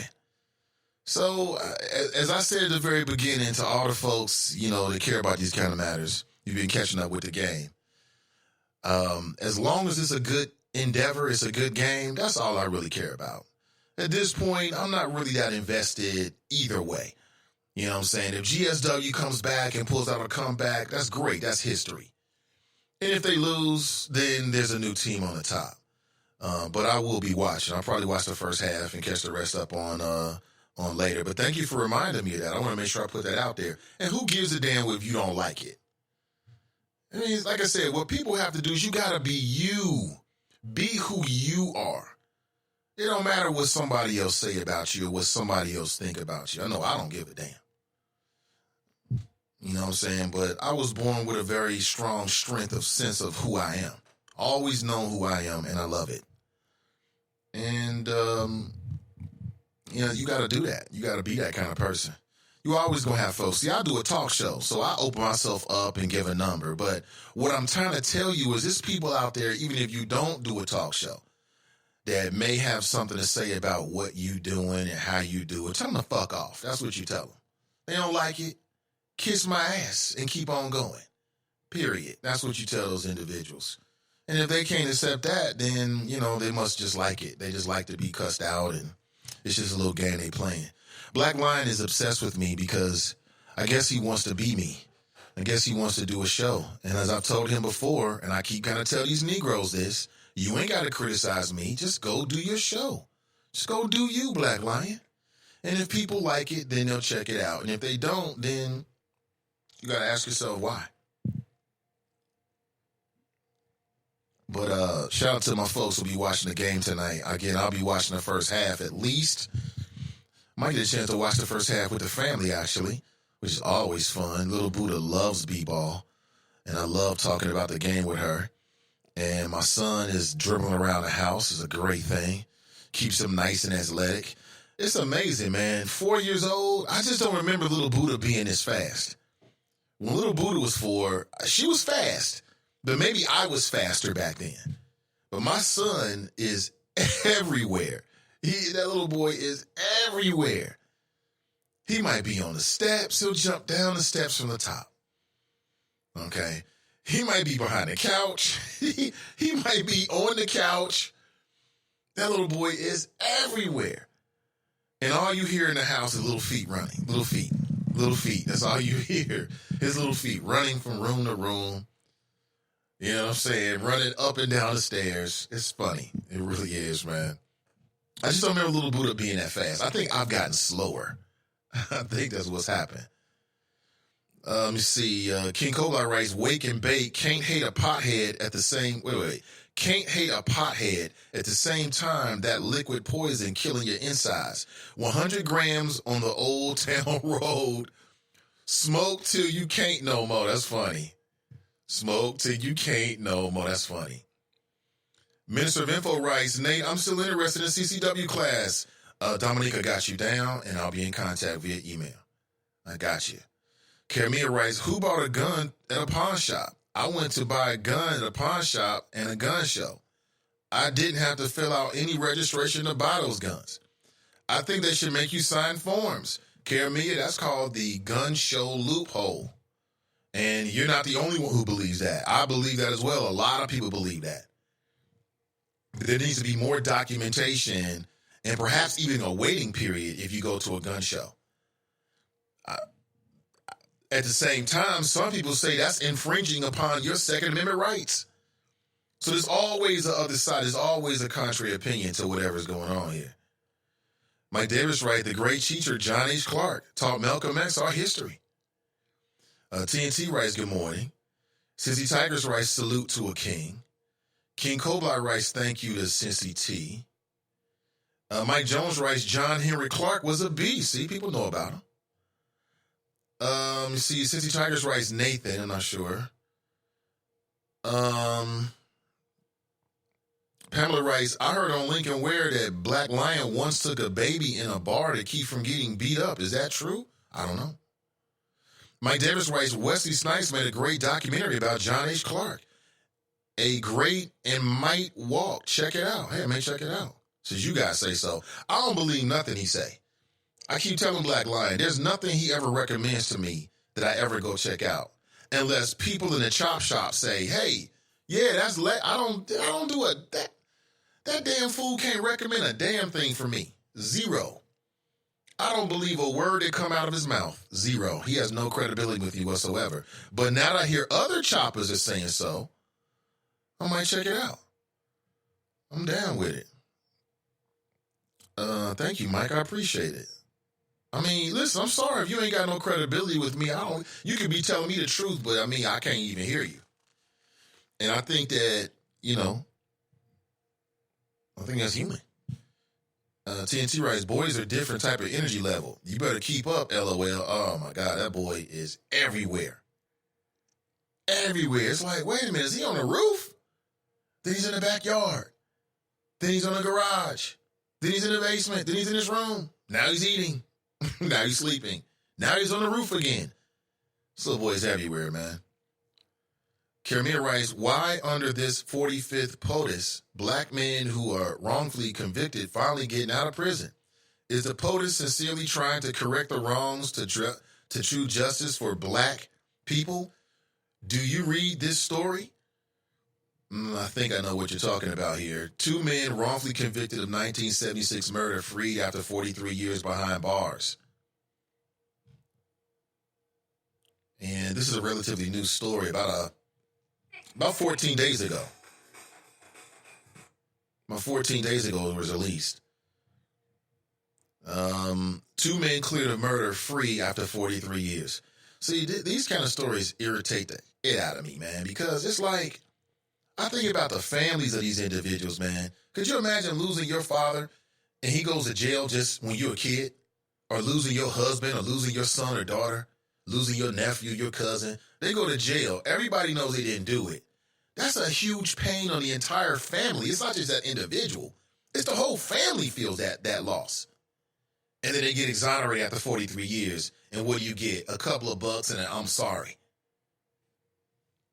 I'm sorry, here's a couple of bucks. Now, these men are happy to be out, but think about the hell that they had to pay while they were incarcerated. They're different men. They're different men. I mean, why are we so comfortable with this?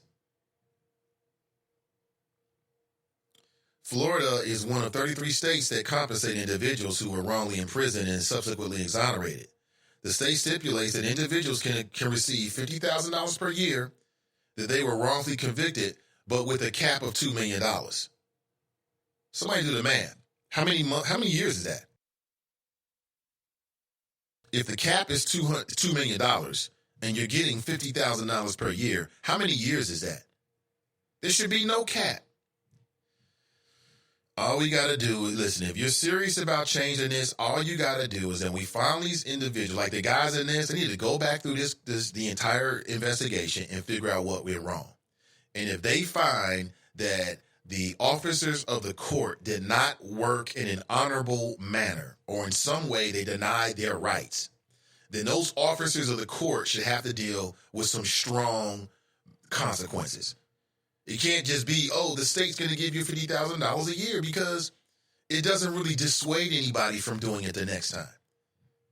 What's to stop the next police officer from fudging evidence, or the next judge from denying justice, or the next prosecutor from unfairly doing this or that with the jury? What's to stop them from doing that? Nothing. TNT writes, Sorrenti writes morning. TNT writes, we all need to be armed. This CCW class will be one of the most important things you do to protect your family this year. White people are afraid of educated black people, but even more afraid of black people enacting their Second Amendment right. Exactly. I agree completely. I agree 100%. You got to have a strong defense.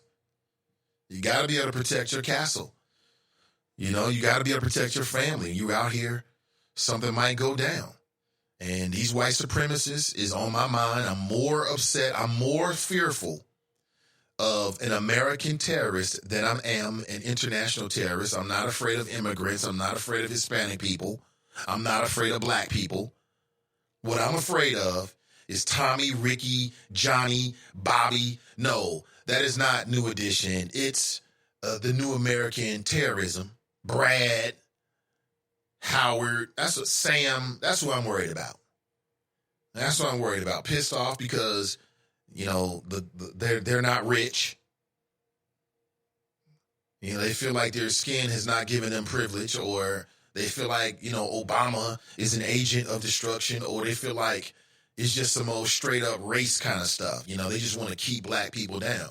When we see black people getting killed in church, it's time to strap up. In church?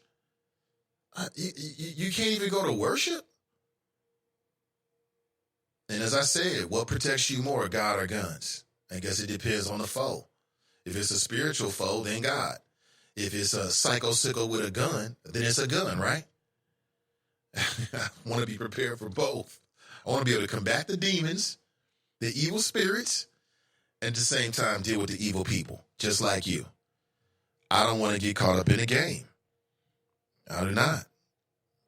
Karamia, the driving school wouldn't take him because he initially got pulled over for speeding. When he told them he would fight it in court because he wasn't speeding, they wanted to run his name. He refused. Then they hit him with a, "What's that smell?" And it was a rap, right? Man, why? I think Living While Black has a link. I'm not sure what that is. I don't know, Pam. I didn't hear that at all. Cincy Tigers writes, Nathan, but you didn't finish it. I'm not sure. She writes, salute to a king. Well, salute to a queen. Okay, I think I've caught up with your chat at this point. I know a person who had a lengthy police record. He even killed someone. He got his CDL, but could not obtain his hazard license back in 1989. Nate, did you read the Wall Street Journal op-ed piece written by the female prosecutor of the CP5, the Central Park 5? She said When They See Us was a total fabrication. Yeah, I mentioned it yesterday. She says a total fabrication. And I went through the list of all the things that were facts. Like, it's a fact that these young boys had nothing to do with it. It's a fact that they were denied access to their parents. They were denied access to lawyers. It's a fact that they were grilled over many, many hours and several days at a time. Those are all facts. It's a fact that they went to jail. It's a fact that they were exonerated. And it's a fact that nobody's apologized. So I don't know what the hell Linda Fairstein's talking about. Where's the fabrication? I don't get it. Let me go to the piece. You got it up? Do you have it up, Mike? If you do, man, post it for me. If not, I'm going to search it right now. New York Times. Linda Fairstein attacks her portrayal in When They See Us. Now, she might have just been talking about her portrayal. If she's saying she was unfairly portrayed. Okay? Now, that's her. I can see her having a personal opinion about that. I can definitely see that. You know, I can definitely see her having a personal opinion about how she was portrayed in it. Now, it's all over the place. She says there was many falsehoods, including saying that the suspects, that these Central Park 5 were held without food. But they said they were held without food. So who are you going to believe? Who are you going to believe? In an op-ed on Tuesday in the Wall Street Journal, Fairstein said the film's falsehoods included saying the suspects were held without food and attributing racist remarks to her that she said she never said. Quote, Miss Duvernay's film attempts to portray me as an overzealous prosecutor and a bigot, the police as incompetent or worse, and the 5 suspects as innocent of all charges against them. None of this is true. So you're telling me the fact that these 5 boys who are now men were exonerated is not true? How often do black people get exonerated from crimes when they actually committed the crimes? This goes back to Donald Trump, who back in the 80s said that, if he was born today, he'd love to be a well-educated black because well-educated blacks have a lot of opportunities. I'm telling you, people, the government put affirmative action in places and white people lost their mind. How many people feel like their life has been really greatly improved directly because of affirmative action when it was still around? How many people are old enough to have had an impact of that directly to you? Like, you got an opportunity because of affirmative action. White folks ran with that 1,000 years, didn't they? Oh, Donald Trump said he'd love to be a well-educated black. What? A black? Oh, what is that? Well, thanks for the link. I appreciate it. I didn't read her entire op-ed, but I've read bits and pieces of it and what other people have said. Linda Fairstein's a damn joke. Netflix and Ava DuVernay, if I'm pronouncing her last name correctly, she got exposed. And, hey, whatever happens, happens. She gets what she gets. You know, it is what it is. Whatever happens to her, it won't be nearly as bad as what happened to that young man that went to Rikers. Could you imagine going to Rikers as a teenager? You'll never be the same man. Well, shall I say is, it's going to change you. I'll put it that way. Because the man you turn out to be is the man you turn out to be. But that'll change you. Some people say it'll ruin you. You saw what they did to him in there, and they probably did worse. They probably did worse than that. They just didn't, it was just too sensitive to put it out there. Karamir writes, O.J. Simpson was exonerated from a crime, but the dumbass got hung up on another charges he did. Now, I personally believe that O.J. committed those crimes. That's just my personal viewpoint. I still stick with it. O.J. either committed those crimes because he saw his ex-girlfriend who he still sexually was involved with from time to time, or he wanted to be. There's some men out there that they get possessive with a woman. I own you. You belong to me. That's my ussy. You giving my ussy to somebody else, I think, even when you're divorced, because everything she does is coming from your money. She's living, even you're the divorce, the house is paid for, you giving her, a monthly allotment per the court order. It's some dudes with a certain attitude who'll look at a woman like that and feel like she's mine. And ladies, I'm telling the truth. You know I'm telling the truth. And I think that was OJ, unfortunately. That's just me. I could be completely wrong about that. I don't have any more evidence. I don't know if the glove was really his or not. I'm just saying, in my personal opinion, I feel like OJ was dead wrong. Dead wrong. And he got away with it because he had a lot of money and he had a smart lawyer who used race. And if it wasn't for a history of dirty cops in Los Angeles, then OJ never could have got off. Think about that. I'm going to step away from the microphone just a little bit. We'll be right back. Don't go anywhere. Live, local, and vocal. This is the Nathan Ivey Show, powered by Sin Digital Media. Please go to our Facebook page and like us and give us a 5-star rating. That means everything. The more 5-star ratings we get, the more likely Facebook is to promote our page to people who are not already on the page.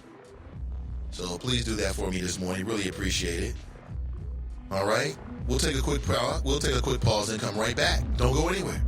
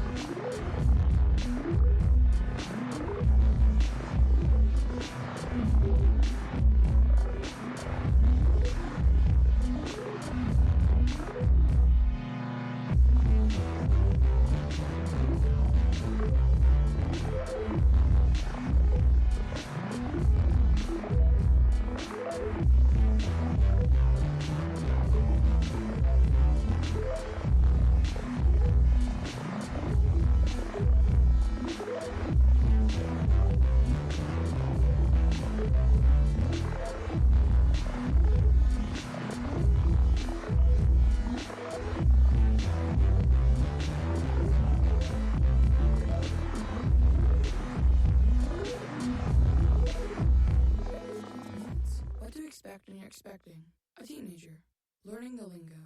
Hundo P. Hundo P. Adjective. Short for being 100% sure or certain. As in, if we get a puppy, I'll Hundo P always walk it. You don't have to speak teen to be a perfect parent. Thousands of teens in foster care will love you just the same. Visit adoptuskids.org. Brought to you by the U.S. Department of Health and Human Services, Adopt U.S. Kids, and the Ad Council. Adopt U.S. Kids presents What to Expect When You're Expecting a Teenager. Learning the Lingo. GOAT, G-O-A-T, acronym, stands for Greatest of All Time. As in, spaghetti sandwiches for dinner? They're my fave. Dad, you're the GOAT. You don't have to speak teen to be a perfect parent. Thousands of teens in foster care would love you just the same. Visit adoptuskids.org. Brought to you by the U.S. Department of Health and Human Services, Adopt U.S. Kids, and the Ad Council. I dare you. I dare you to change the world. Yeah, you. Getting that college education. I dare you to be somebody important. Like be a teacher or a reality TV star. I dare you to stand up here. To call the shots. To be a role model. An inspiration. An innovator. To be a teacher. Be my teacher. Think you can change my life? Make me excited about science like you? Have a career that really means something? Then do it. I dare you. I dare you. I dare you. I'm waiting. Hey everyone. Let's all stop what we're doing right now and take a moment. That felt good, huh? Just like that, we had a nice special sort of moment together. Of course, they don't all need to be quiet moments to be special. They could be loud moments, goofy moments, sporty moments, dorky moments. Moments where we talk or walk or just hang out. It doesn't really matter. They all count. Because every time dads like us take a moment like that to spend with our kids, well, it's pretty momentous. Sounds like somebody agrees. So let's take a moment to make a moment. Today, call 877-4DAD-411 or visit fatherhood.gov. Brought to you by the U.S. Department of Health and Human Services and the Ad Council.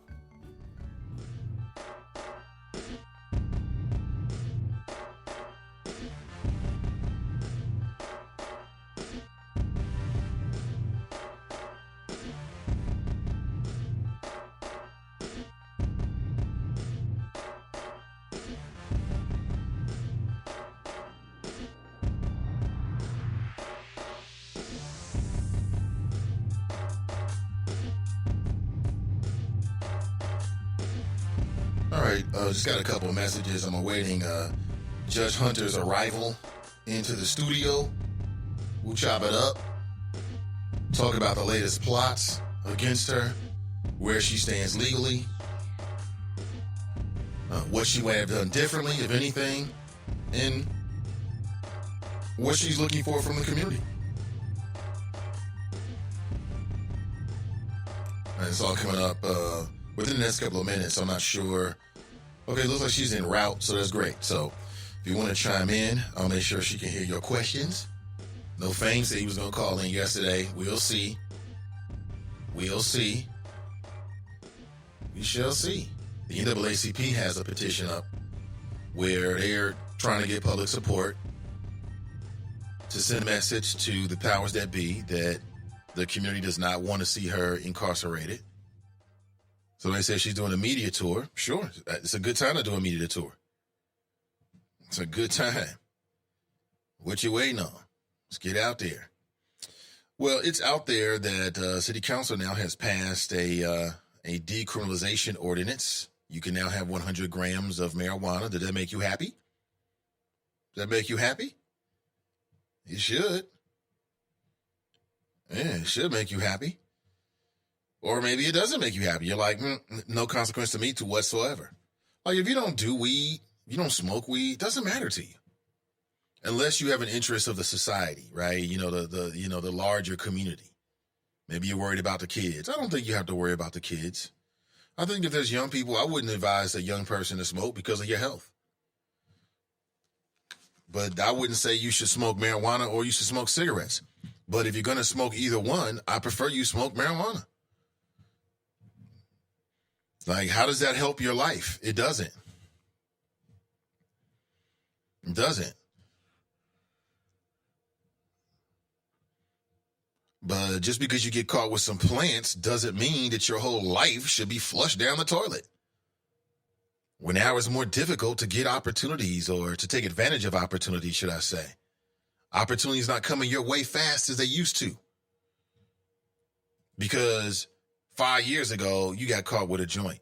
Now, some will say, hey, those are the rules. You know the rules. If you don't want to have problems, then don't cause no problems.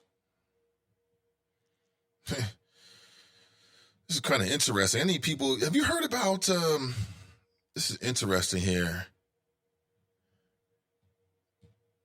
Have you heard about, oh, I agree with you on that one, Tracy. She posted a meme 8 hours ago. I agree with you on that.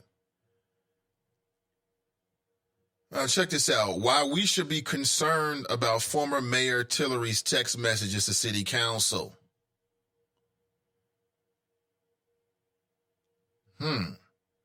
This is the headline from the Inquirer. I haven't been listening to Dwight Tillery. How's he sound? I know some of my listeners listen to that station as well.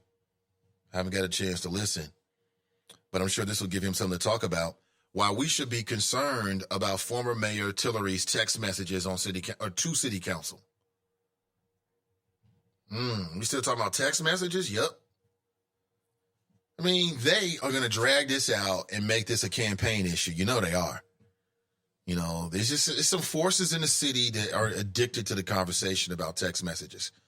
And I say that because they feel like there's gold there, so they're going to keep on digging. Keep on digging. And I think it is what it is, man. It is what it is. Like I said, at this point, I don't think that text messages or anything else is going to change somebody's opinion about a member of City Council.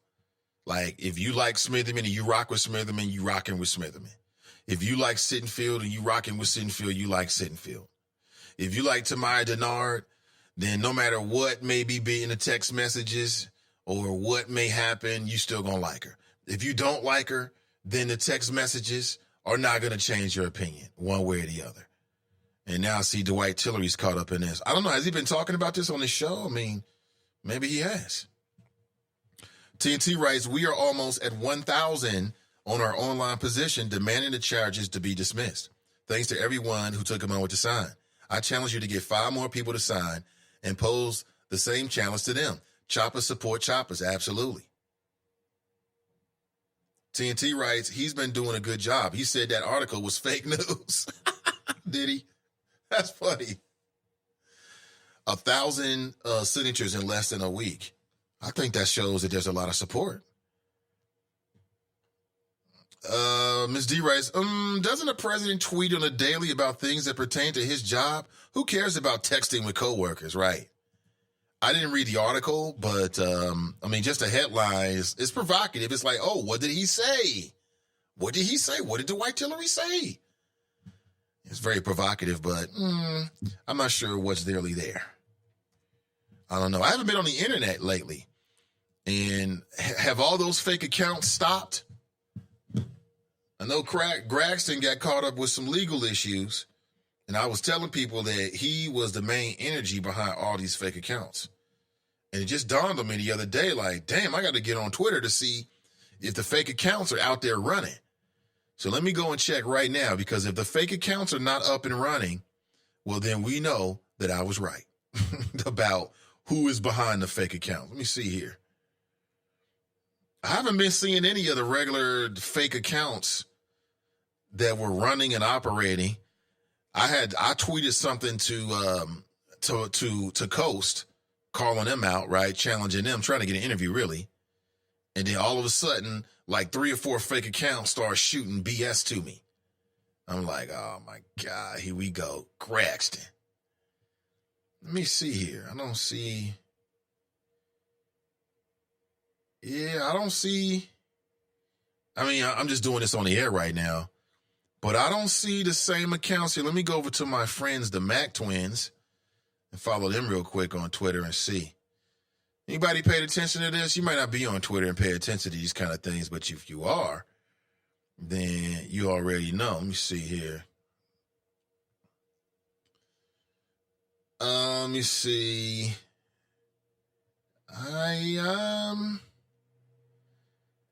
I don't see the same accounts. I don't see them. you come to recognize the same fake accounts over and over again. So it's kind of interesting. Braxton's out of commission right now. He can't get to his keyboard. He can't get on the internet. And all these fake accounts that was running and operating on Twitter are no longer running and operating on Twitter. Is that just a coincidence? I don't know. Yep, it's just a coincidence. Nothing to it.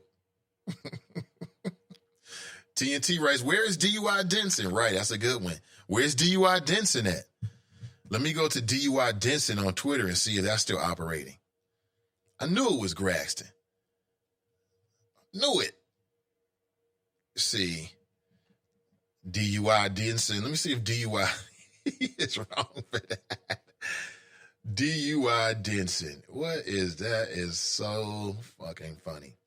All right, let me see. DUI Denson. Let me see the last time DUI Denson, who follows me. Thank you, DUI Denson. Let me see the last time he tweeted. Looks like May 19th. Last time DUI Denson tweeted something was May 19th. Let me see let me see likes. He might have liked something. Last time he liked something was on May 31st. Matter of fact, it was one of the choppers. May 19th. Yeah, I think we found our culprit. Talking about, no, I didn't do the DUI Denson fake Twitter account. Yeah, sure you didn't. Sure you didn't. Sure you didn't. But all of a sudden, Grasson can't get to a computer. Guess what? No DUI Denson. Interesting. Drop writes, I hear the Gangified text messages are out. Are they? Yeah, send me a link. Send me a link. I haven't seen any. There were some ones that came out a couple weeks ago. Maybe it was last week or something like that. But I don't know. I just don't think that story it don't have the same whatever to it. It would have been different if they found like some really like crucial smoking gun information and it wasn't just a whole bunch of he said, she said and gossiping back and forth. Had it been something more substantial, like, you know, members of council are really trying to operate off for real shadow government, right? If it was something like that, I think it would have held the attention of people more. And then I think that, you know, after the dearly departed Pamela Smitherman passed away, and you had Fox 19 that prostituted the end of her life. I just feel like that was like at an all-time low. And I think it made people just kind of re-examine and kind of step away a little bit. At least that's my perception of it. You know what I'm saying? Just my perception of it. And since then, it's kind of really died down. Nobody went to jail, okay? Had a member of city council gone to jail, then you would have something there. But nobody went to jail. It just seems like it was all just a whole bunch of time and talk that ultimately didn't really get anything out of it. Bunky writes, did Russia make bail? I don't know. TNT writes, things that make you go,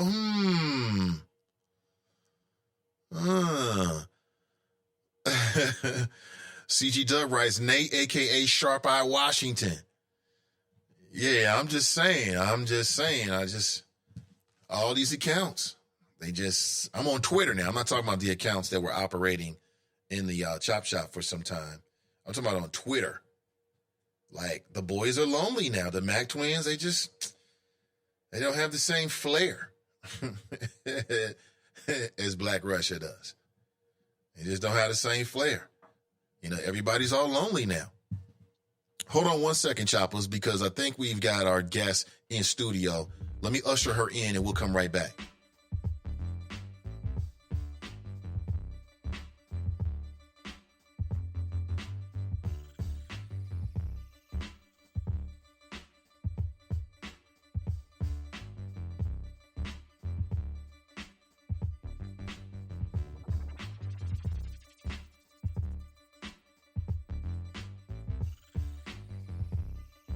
All right, Choppers, really quick break. I'm back with you, and I'm not alone. I've got Tracy Hunter with me, Judge Tracy Hunter. Judge Tracy Hunter, how you doing this morning? Can you say that one more time for me? I said it was raining outside and it's cold for a June day. But other than that, it's a good day. I'm grateful to be alive. Grab that mic for you, make sure we're all. There we go. There we go. All right, thank you. Now we can hear you. I should know better. No, it was all on me. How you doing? I'm doing great. You looking good? Thank you. God is good. Thank you. Well, let's talk about what's going on. Let's do a Tracy Hunter update for my listeners here. And again, we'll open up the phone lines if you want to call in, 513-873-7134. And let's talk about what's happening now, because when the last couple of weeks there was news, and the news is that the door is now open for you to go to jail. Let's just get straight to it. So give us an update as to what's going on right now and what you're dealing with. In 2016, I filed a petition of habeas corpus in the federal court. And that petition is a petition that requests the federal court to determine whether or not you had a fair trial. It doesn't determine or turn to the issue of guilt or innocence on anything that happened, but it turns to whether or not supposedly you received a fair trial. And so after 3 years of waiting for Judge Black to make this ruling, he determined somehow, despite all of the craziness and everything that happened during my trial, that I have never in my life, it's going on about 30 years that I've been a lawyer and, of course, a judge, I've never, ever witnessed the type of just mockery of the judicial system as a whole that was made during my trial. And so how he possibly came back with that is beyond me, although I know that there's a whole lot at stake in Hamilton County when you've spent, I can't think of a trial that they've spent more money on, or any individual person in the entire county that they've spent as much money as they've spent on me since 2010 when I first ran for office. So I just really believe that based on the pressure, the fact that he was a former prosecutor, the fact that he was a Republican who turned Democrat simply for an election, which is, pretty typical in Hamilton County and probably across the country, that I just believe there was a lot of political underpinning, things behind the scenes that weighed in that still had nothing to do with the law. And so based on that, he came back and somehow decided that I received a fair trial, despite the witnesses or the jurors coming back and saying that, 3 of them coming forth, not later, they came forth that same day. And I don't believe, some people are saying, well, they changed their vote. I don't think that's what happened based on what they've stated and based on persons that actually spoke to them.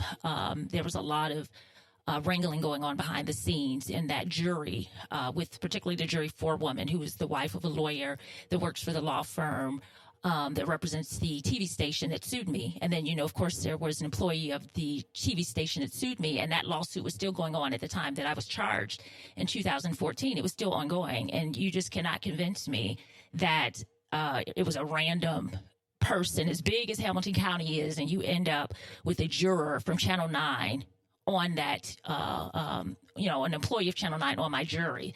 There were just too many political connections, persons that were directly connected to the prosecutors who said that. They were directly connected to, they were friends of John Williams, friends of Kirk Kissinger. John Williams is the person who was put in office, even though he lost the election to me. Kirk Kissinger was the court administrator who John Williams hired before I got there, and he refused to work for me. In fact, not only did he refuse to work for me in the court, he was literally sabotaging my cases. I had to write him up because he was taking action on my cases, and his hands shouldn't even have been touching my cases. You're the court administrator. You're not a lawyer. Well, he was a lawyer. You're not a judge, and you don't work for me directly. You're not my law clerk. Why are you taking actions on my cases? So there was just so many connections. People from North College Hill. And North College Hill, as you recall, is the case where they kind of started all this craziness in the media with the young African-American boys that were accused of beating up a Caucasian man. And in fact, that was the case that the court administrator started sabotaging within the court. And I had to say, hold a second, take your hands off my case. And so all of these people, there were several people from North College Hill related to the police officers that were on the jury. And then there was a person from Hamilton County Treasurer's Department who was in the jury pool who accused me of hugging a juror that I'd never met in my life and she'd never met.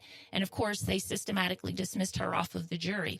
So when you look at all of these things that went on that are in trial transcripts, it is really honestly just beyond me how he could have possibly determined that I received a fair trial, but I do believe it was political pressure. I do believe there was a lot of money that was flowing above ground and underground, if you know what I mean. And so based on his ruling, saying I got a fair trial, that then kicked it back to the state court in front of Patrick Dinkelacker, who has stated that he's going to put me in jail, which is the sentence that Norbert Nadel had given me before he retired. So if that goes forward, how much time are you looking at? The sentence is 6 months. So it would be 6 months in the Justice Center. And then, but it was like years of probation and all of all this other stuff that they had put on top of it was just, again, just totally unbelievable to me. First of all, there's no crime committed, period. Nothing that comports to anything in a statute, and even anything they allege. There's nothing criminal anywhere. And so I'm just, again, I remember cases, that I had. And as a judge in particular, you're bound by the, code of judicial responsibility. And as a lawyer, you're bound by the code of ethical responsibility. And when you don't have facts that comport to the statute and you can't meet every element of the statute, the judge is supposed to throw that case out. And so that was one of the things that my attorney said from the beginning. He was, we're not even worried about this one because there's nothing here. The statute itself does not line up with anything. The statute, and I'll read it if you want me to when I pull it up here.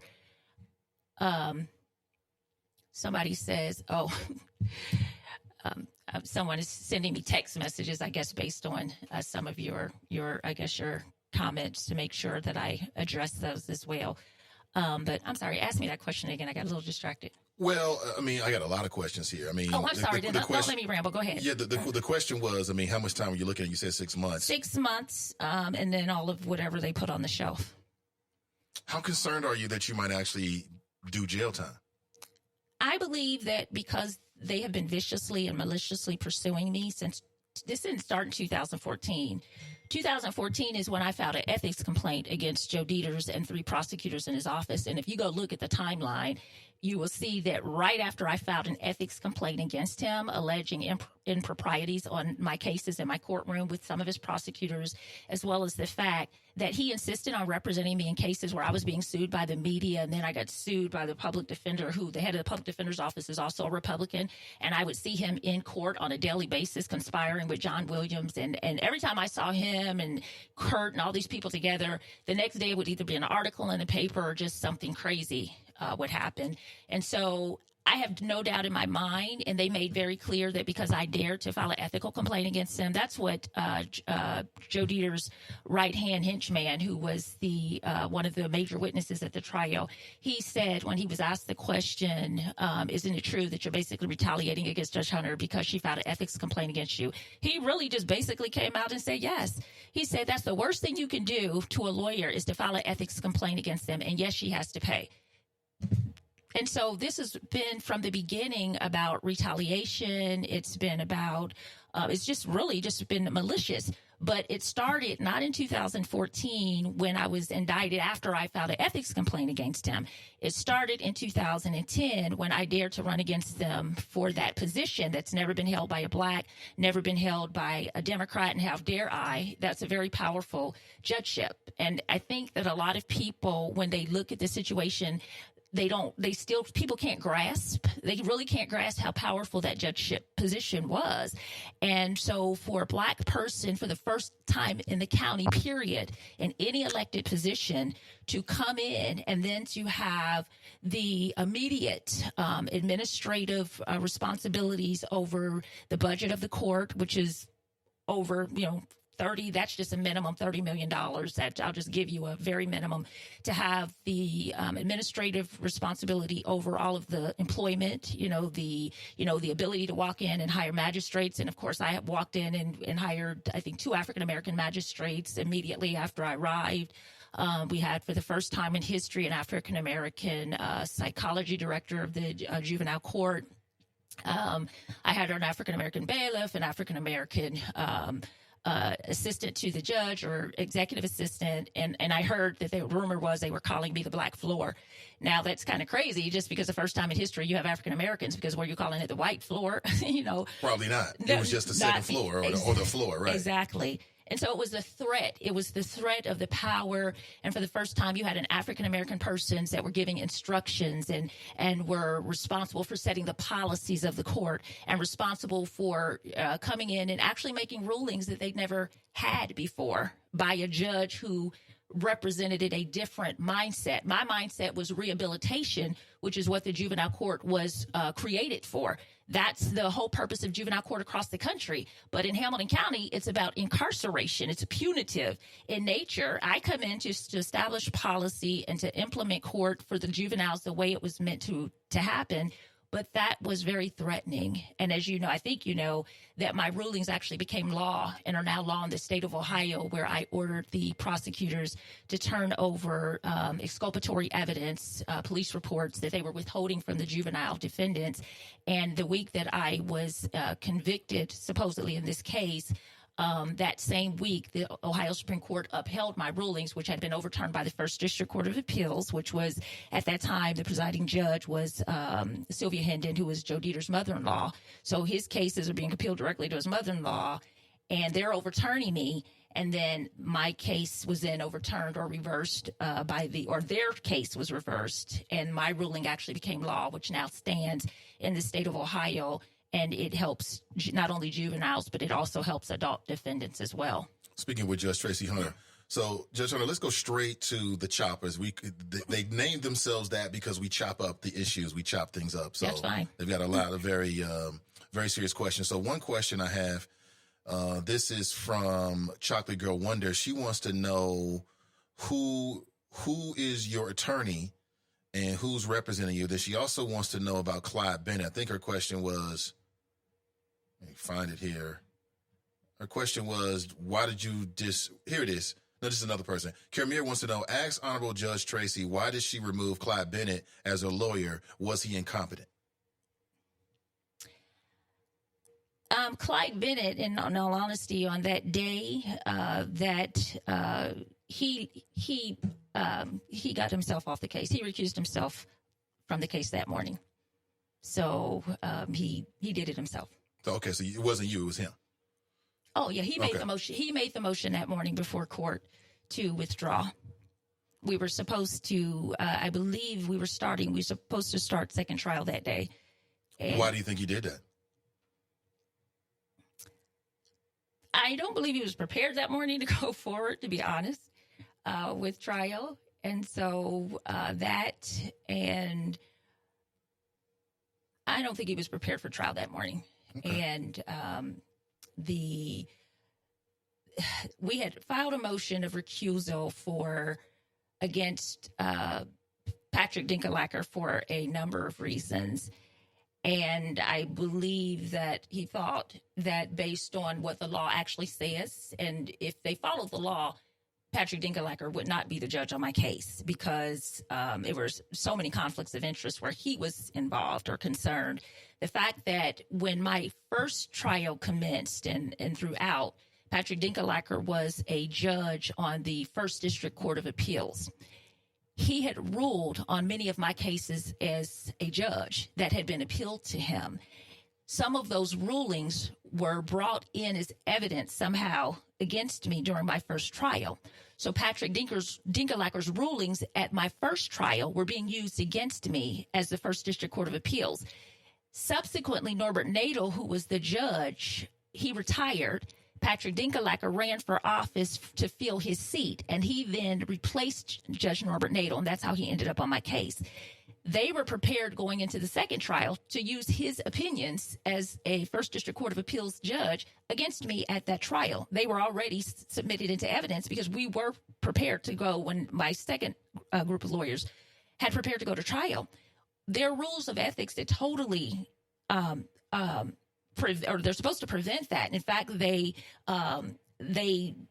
say you can't do that. If you're involved on any matter in a case or a ruling that later comes before you in your judicial capacity, you must recuse yourself. So we had filed a motion with the Ohio Supreme Court requesting his recusal. Additionally, there are 3 Ohio Supreme Court opinions that had already set precedent law in the state of Ohio and stated that no peer judge in one county can rule over a matter or can preside over a matter involving a peer judge in the same county. So again, for give you an example, Patrick Dinkelacker was a wrongful death lawsuit was filed against him in Hamilton County because he ran over and killed a 60-year-old black woman. Right. Well, he immediately received a visiting judge. Joe Dieters, who started all of this after I filed an ethical complaint against him, he was getting a divorce. And by the way, his divorce lawyers were the same special prosecutors that he retained to prosecute me, even though they were actually defense lawyers and had never prosecuted a case. I remember that. Yeah, they never prosecuted a case in their lives, but he was connected to them. They were his personal lawyers. He retained them to come and prosecute me. Well, even in his divorce case, he received a visiting judge. So I'm a peer judge. I'm a common pleas judge. I'm on the exact same level as Norbert Nadel was. We were peer judges. Same. He was just common pleas adult division or general division. I was common pleas juvenile division. We're peer judges. When Patrick Dinkelacker became a common pleas judge, we're peer judges in the same county. And so they were forbidden by Ohio's Supreme Court cases already in existence from years ago that by precedent stated they could not rule over me in Hamilton County, but they did. Speaking with Judge Tracy Hunter.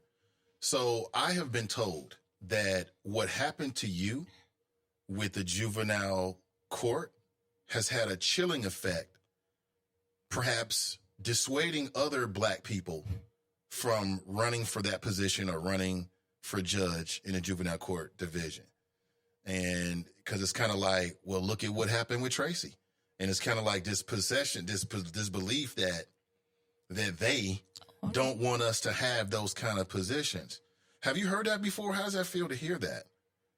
Well, I knew from the beginning that the way I was targeted, no one in this county, or probably in this state, has ever been targeted the way that I have in a political position. But again, people just really didn't and still don't understand the magnitude of the power that came with that position. And again, for the first time in history, having an African-American period in that, in that seat and making the type of decisions. The juvenile court is a feeders court for the prosecutors in Hamilton County. My experience as an attorney, and this is one reason why I ran for juvenile court judge. I didn't want to be a judge of any other court. I wanted to be a juvenile court judge because I practiced law in the juvenile court, and I was just disturbed by, the number of children that go without lawyers in juvenile court, the way the children are railroaded in the juvenile court. Parents oftentimes don't understand what's going on. They don't understand that if they allow their children to go without a lawyer and to just plead to felonies, that's going to have an impact on their future, because those records don't just go anywhere. In fact, they started a major a purge while I was there. But I think that had more to do with them making certain cases disappear, like cases of their families and people that were connected to some of these people. Oh, yeah. Really? Oh, yes. They were making things disappear. In fact, when that big water dam, remember the flood that happened the week I was indicted, as a matter of fact. The week Vaguely, yeah, they shut down the court, and so it was real odd the way it happened, and I just really questioned what really happened. They were moving files out of the juvenile court and out of the clerk's office, and so I knew from the beginning when they started targeting me, and again, this didn't happen in 214 when they charged me with crimes. That was just to get me off the bench as quickly as possible, because there are other lawyers that say, first of all, that is not even the way that you come after a judge or even a lawyer. If you believe that there is something that's happened, every single thing that they even alleged was something that they were alleging in my official capacity as a judge. So if you believe that someone has done something, especially a judge, the correct protocol is to contact the Ohio Supreme Court, the Grievance Commission, and to file a complaint. That's what happened with Pat DeWine and Joe Dieters. Now, incidentally, both Pat DeWine and Joe Dieters alleged the charges against me that resulted in these criminal charges. Pat DeWine was on the First District Court of Appeals. He's now an Ohio Supreme Court Justice. He was on the First District Court of Appeals, and he ruled against me. He upheld that conviction against me. And then right after that, the City Beat newspaper uncovers that Pat DeWine sent an email to Joe Dieters asking him to hire his sons at the prosecutor's office. That is actually what the statute that I was charged under and allegedly convicted of, that's the type of conduct that that statute prohibits. They asked for jobs for their family members. I didn't ask for a job for any family member. My family member already worked for the juvenile court on his own merit. He'd been hired by the juvenile court. I don't know what year, but I'm thinking it was like 5 years before I even came on the scene as the judge of the Hamilton County Juvenile Court. What they did with emails to show you is say, hey, Joe, I have sons. Here's his resume. Would you give my son a job in the prosecutor's office? Joe then sends a letter to his assistant and says, hey, hire this one. Here's another one. Hire him too. That's what that statute is designed for. But nevertheless, when Senator Cecil Thomas filed a complaint against them, that went through the Ethics Commission of the Ohio Supreme Court, who, by the way, has not done anything about it. They weren't charged with crimes. But I somehow, at both of their discretion, was not only charged with crime, then allegedly convicted of a crime, despite the jurors saying the guilty is not their verdict. And then they upheld that crime against me, although they've actually committed the conduct that they have accused me of with absolutely no evidence. Speaking with Judge Tracy Hunter, what advice, and this comes from TNT, it's a great question, what advice would you give to African Americans who are hesitant to run for the position you were in? You have to know who you are. That's what has not only sustained me the past, now going on 10 years since it all started, but, I went in, I wasn't blind, if you will, to the system per se. Now, I was shocked. I've been very disturbingly shocked by how far they were willing to go. I knew that was a position that they would not let go easily, because not only the power and the money and the fact that all of the prosecutors, for the most part, that work for the county that are in the adult system, they all cut their teeth in the juvenile court system. And they cut their teeth on trying to get as many convictions, if you will, or adjudications against juveniles as they possibly can. And then when they satisfy them, then they slip them over to the adult court. So they have an interest in ensuring that they control the personnel decisions of the juvenile court.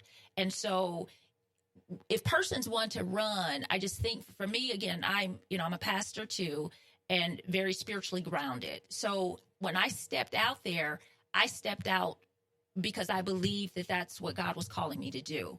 And so when the fire came initially, especially with them not counting the votes, and I was assured, I really believed in my heart that I won that election. That's why I was willing to go the next step and sue the county, sue the Board of Election, which actually that changed law too in the state of Ohio. So now people's provisional ballots are being counted that were being thrown out before I actually filed that lawsuit. That case was on the way to the Supreme Court, right? Oh, it was appealed all the way to the U.S. Supreme Court. Oh, it was? Okay. Mm-hmm. They appealed it. The Board of Election, John Williams, because he was a party to the case. The Republican Party of the state of Ohio was a party to the case. They all joined forces against me to ensure that the votes of the people wouldn't be counted to keep me from becoming judge. But they appealed it all the way to the United States Supreme Court. It was rejected at for hearing there. And then that's when finally they were forced to count the votes because the decision of the Sixth Circuit Court of Appeals stood. And then that's when they counted the votes. And I was finally, after almost 2 years, declared the winner. Right. And in that time, the new Republican governor, was it John Kasich, put John Williams in that position? Is that what it was? Was it John Kasich at that time was the governor? Yeah. The governor, yes, because whenever there's a vacancy in a judicial seat or in certain other positions, I believe as well, then the governor has to appoint the seat. And so Carla Grady was the judge of the seat that John Williams now holds. And so our seat was being disputed in court. So she stepped down from there's only two juvenile court judges in Hamilton County. She stepped down from the other seat and gave him her seat 3 years early. That's what they do. That's oftentimes most judges in Hamilton County are appointed. That's how they get there. And they kind of control that process by making sure they appoint the judges. That was the other threat, is that for the first time in history, pretty much, I came along and I actually won by the vote of the people. And that's not usual in Hamilton County. Usually they appoint them to the judge. They have somebody step down. They appoint someone to the seat. And then that person runs as an incumbent when it's time to run. Mm-hmm. Now, with John Williams, she left her seat, which not very common, about 3 years early.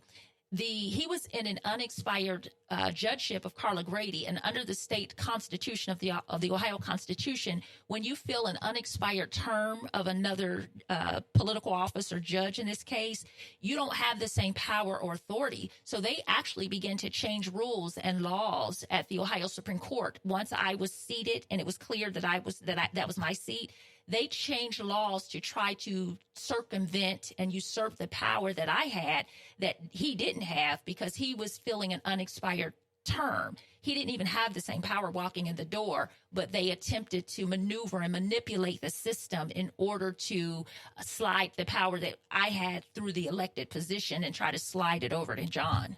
Tell us about, like, how much money does a juvenile court control in the county? And just talk a little bit more about the power that you have as a juvenile court judge. Oh, as a juvenile court judge, it's pretty powerful. In comparison, first of all, according to the statute, the juvenile court judge is the employer of the court. So the other thing that they did, which was interesting, in all of the years that the juvenile court has been in existence, the judges directly hired all of the employees, every employee that worked for the court, whether it was a juvenile correction officer, whether it was a bailiff, whoever it was, they directly hired the individuals.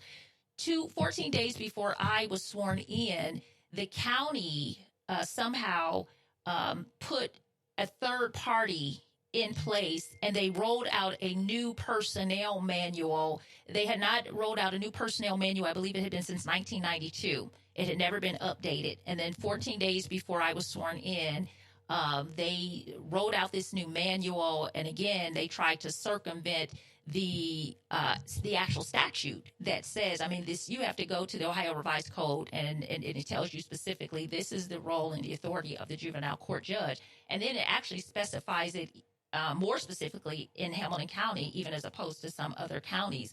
But because it's a two-judge court, you control everything, the budget, the service contracts. So let's say in the contracts that determine where you place juveniles, for instance, we have contracts with different institutions. So we have contracts with the Talbert House. We have contracts with a facility across the state of Ohio, even outside of Ohio, because I traveled outside of the state of Ohio to personally tour facilities that I might consider sending some of our youth to if I felt that it would rehabilitate them. And in some instances I did, because we didn't have certain types of rehabilitative facilities here that would give vocational training. And I had some kids that were 18 years old in the system that could not read and write. And so there were a couple of occasions where I deemed that it would be fruitful and beneficial to them to send them to a place where they could get vocational training so that they would have something constructive that they would be able to do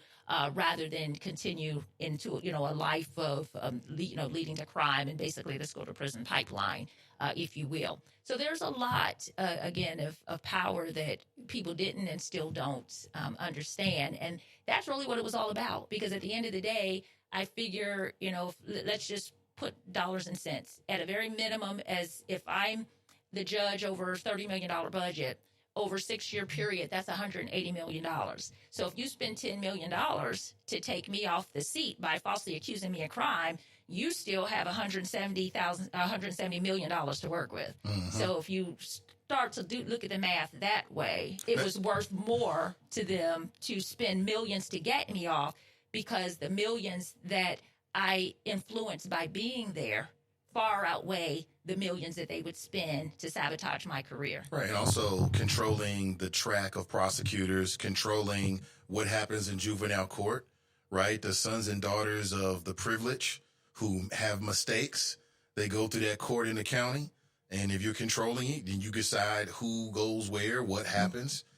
And it might end up on an unofficial docket, which happens a lot. What's the unofficial docket? What's the difference? The unofficial docket does not lead to a court record. So if you're on the unofficial docket, I probably can't even pull up your records in the system. And who determines if it goes to the unofficial docket? Generally, your prosecutors. Really? And again, the prosecutors and at the charging level, that's where a lot of the decisions are made in terms of how, you can have two different children did the exact same behavior, but the prosecutor can charge them differently depending on whatever reason. Yes. Speaking of charging differently, I think that you really, really pissed off a lot of people with the North College Hill case. And you had was it 6 boys?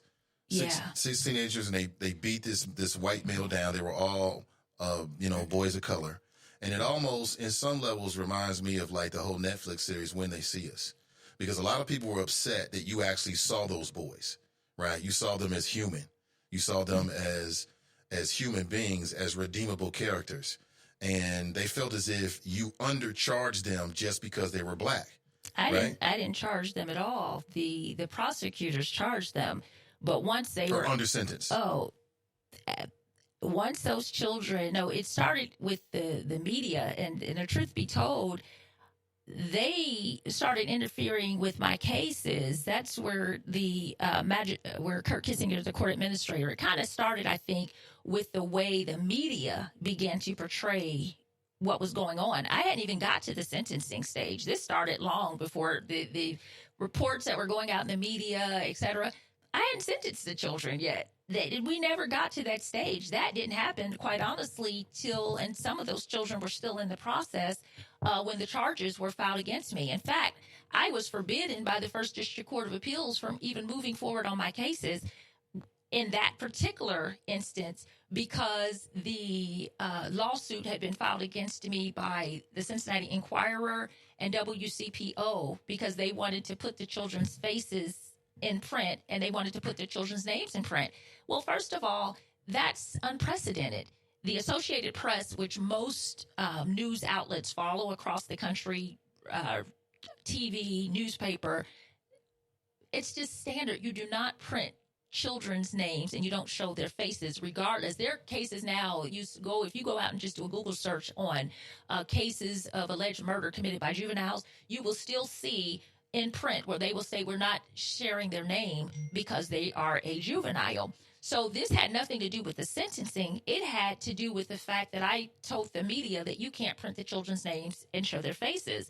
And a white supremacist group had showed up at the children's middle school. The kids are kids at 12 years old. And don't forget, these are allegations at that time that are being made. These children have the right, like anyone else, to receive a fair trial. We couldn't even get to the fair trial stage because the kids were being persecuted in the media, particularly by the other side, who was trying to make an example of the children based on allegations. Now, as a judge, I have a responsibility to be judicial. I have a responsibility to be fair and a responsibility to protect the children, because all cases in a juvenile court require you to do what's in the best interest of the children. So I was just protecting them from harm. And the sentencing came far later. The persecution and the lies that were being told and the way the media was manipulating information. For instance, they said I gave the kids a book report. The children were in custody when I gave them things to do. And book reports were not the sentence. That was in addition or on top of the punitive things that I did. The children were under lock and key. They couldn't go anywhere. So while I have you in my custody, I need you to read some books for me, and I need you to do some reports for me because I'm trying to change your mind.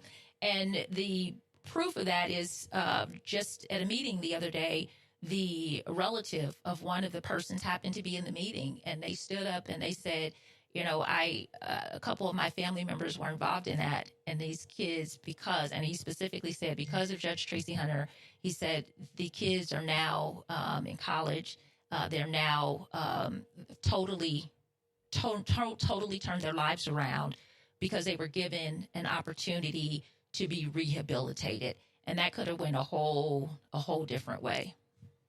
So are you comfortable with the decisions you made in that case, the North Carolina case? Absolutely. Absolutely. What ultimately was your decision? What was the punitive? You know, honestly, don't put me on the... It was a lot. There was a lot. But you are aware that the common perception is that it was just book reports and it was a slap on the wrist. Absolutely not. In fact, the judge, Sylvia Hendon, turned around and did the exact same thing. And because remember, when they charged me with crimes, those cases were still ongoing. The sentencing had not occurred yet because they had the First District Court of Appeals passed an order preventing me from ruling on my cases. So my cases weren't complete. She stepped in and did the exact same thing. In fact, she could have probably, to be honest, she even did less than I did. You know, I gave some pretty hefty tasks to children that appeared before me. And sometimes when a first-time person came before me with a gun charge, in fact, I made sure they didn't come back to my courtroom. Let's just put it that way.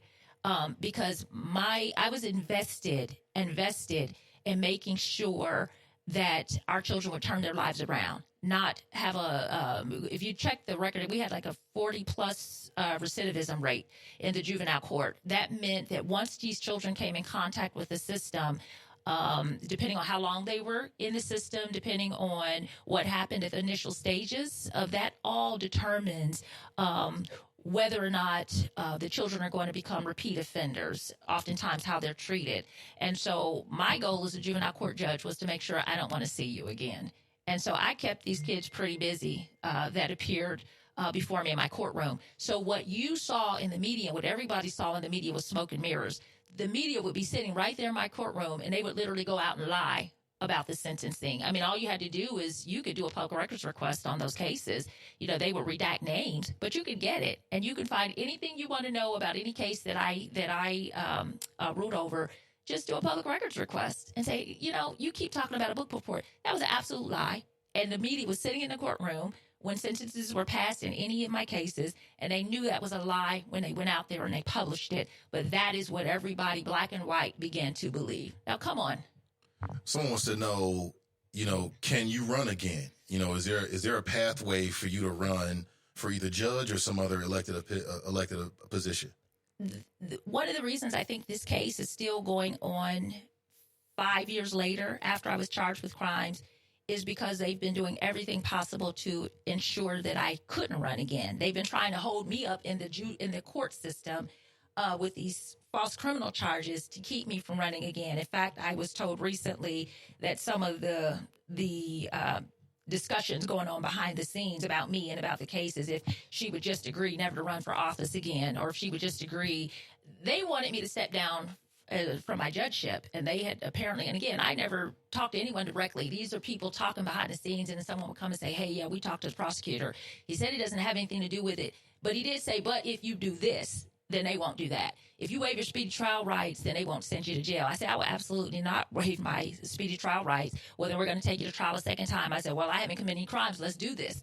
That's how I ended up on trial the second time. They were literally trying to bribe me and to force me by saying, dangling, well, we won't send you to jail if you do this, or if you step down from your judgeship. I haven't committed any crimes. Why would I step down from my judgeship? Absolutely not. And so it appears, based on what I'm hearing now and what threats were being made then, they were using jail to threaten me. You know, we're going to lock you up if you don't agree not to run, or if you don't agree to step down. And I absolutely refused to do that. And I just believe that now that in order to keep me from doing that, especially since that apparently is part of their discussion, that all of the delay and the length of time, the amount of time, and the fact that they charged me with crimes was all designed to keep me from being a judge and from ever running for political office again. Looking back, and I think I've asked you this before, but I have to ask you again. Looking back, going back to 2010, is there anything you would have done differently? Because, you know, I've had conversations with people who've called in who said, like, look, you know, she was the first black person down there in that position. Yeah, I know she wanted to have reforms, but maybe she should have moved a little bit differently so that she wouldn't have, I don't know, encouraged the wrath of the local Republican Party. Have you heard this? And if so, have you thought about this? Is there anything you would do differently? Maybe interacting with your brother, you know, giving him documents or getting documents on his behalf? First of all, that's what they said. And I said, show me the documents. They didn't show me any documents in court. And, well, let's put it this way. You didn't show me any confidential documents in court. Now, you had documents that were sent from Kurt Kissinger to Channel 9. They had documents that I believe were confidential. In fact, it came up in court. While the question, now I will say that if there was one question that should have been asked by my lawyer to this day that I myself don't understand was not asked, and that is, what are we talking about here? I was just as curious as anyone else that day, and I'm still just as curious as anyone else that day to such degree. I have no idea what we're talking about. And the reason I believe we have no idea of what, when you keep talking about a document, and if you go back and check all the news stories, all of the news stories changed from the beginning, from when they first started, to the end, as to what they allegedly or accused me of doing. So again, I have absolutely no idea what we're talking about. And if that's the one question to this day that even myself, I'm sitting here and saying, what are we talking about? And why didn't you ask the question? I'll be honest. As relates to this document, this so-called. Wasn't that the charge in which you were convicted on? No, there is no charge for a document. Right. No, let me read it to you. Hold a second. Let me read exactly what I was convicted of, and you tell me. And in the meantime, I'm still saying show me, because I have no idea there was no documents presented at court. There was like an illusion of something. So what are we talking about? And as far as I know, to be honest, and I said this the other day, I'm not aware of any confidential documents at juvenile court. Every single thing at juvenile court is a public record. And everything that I did at juvenile court is a public record, even down to the degree. I did my job as a judge the way I was trained by the Ohio Supreme Court to do my job. In every single incident that happened at the juvenile court, I sent a series of emails to the person or whoever. It was Dwayne Bowman, who, by the way, is a liar. He is.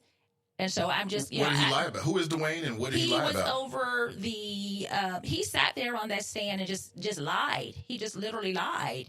And I don't have any problem now saying it. Again, I think I've protected too many people, especially people that look like us. If I had to do anything over again, that would be it. We oftentimes are worried about causing dissension in our community, and sometimes to the degree that we let people get away with things. And he already had a reputation in the juvenile court. They put him in position over 2020, just before I arrived. And all of the employees, I had a meeting with the employees of the juvenile court because the employees of the court came to me. My brother he worked at night. He was not even, had nothing to do with anything.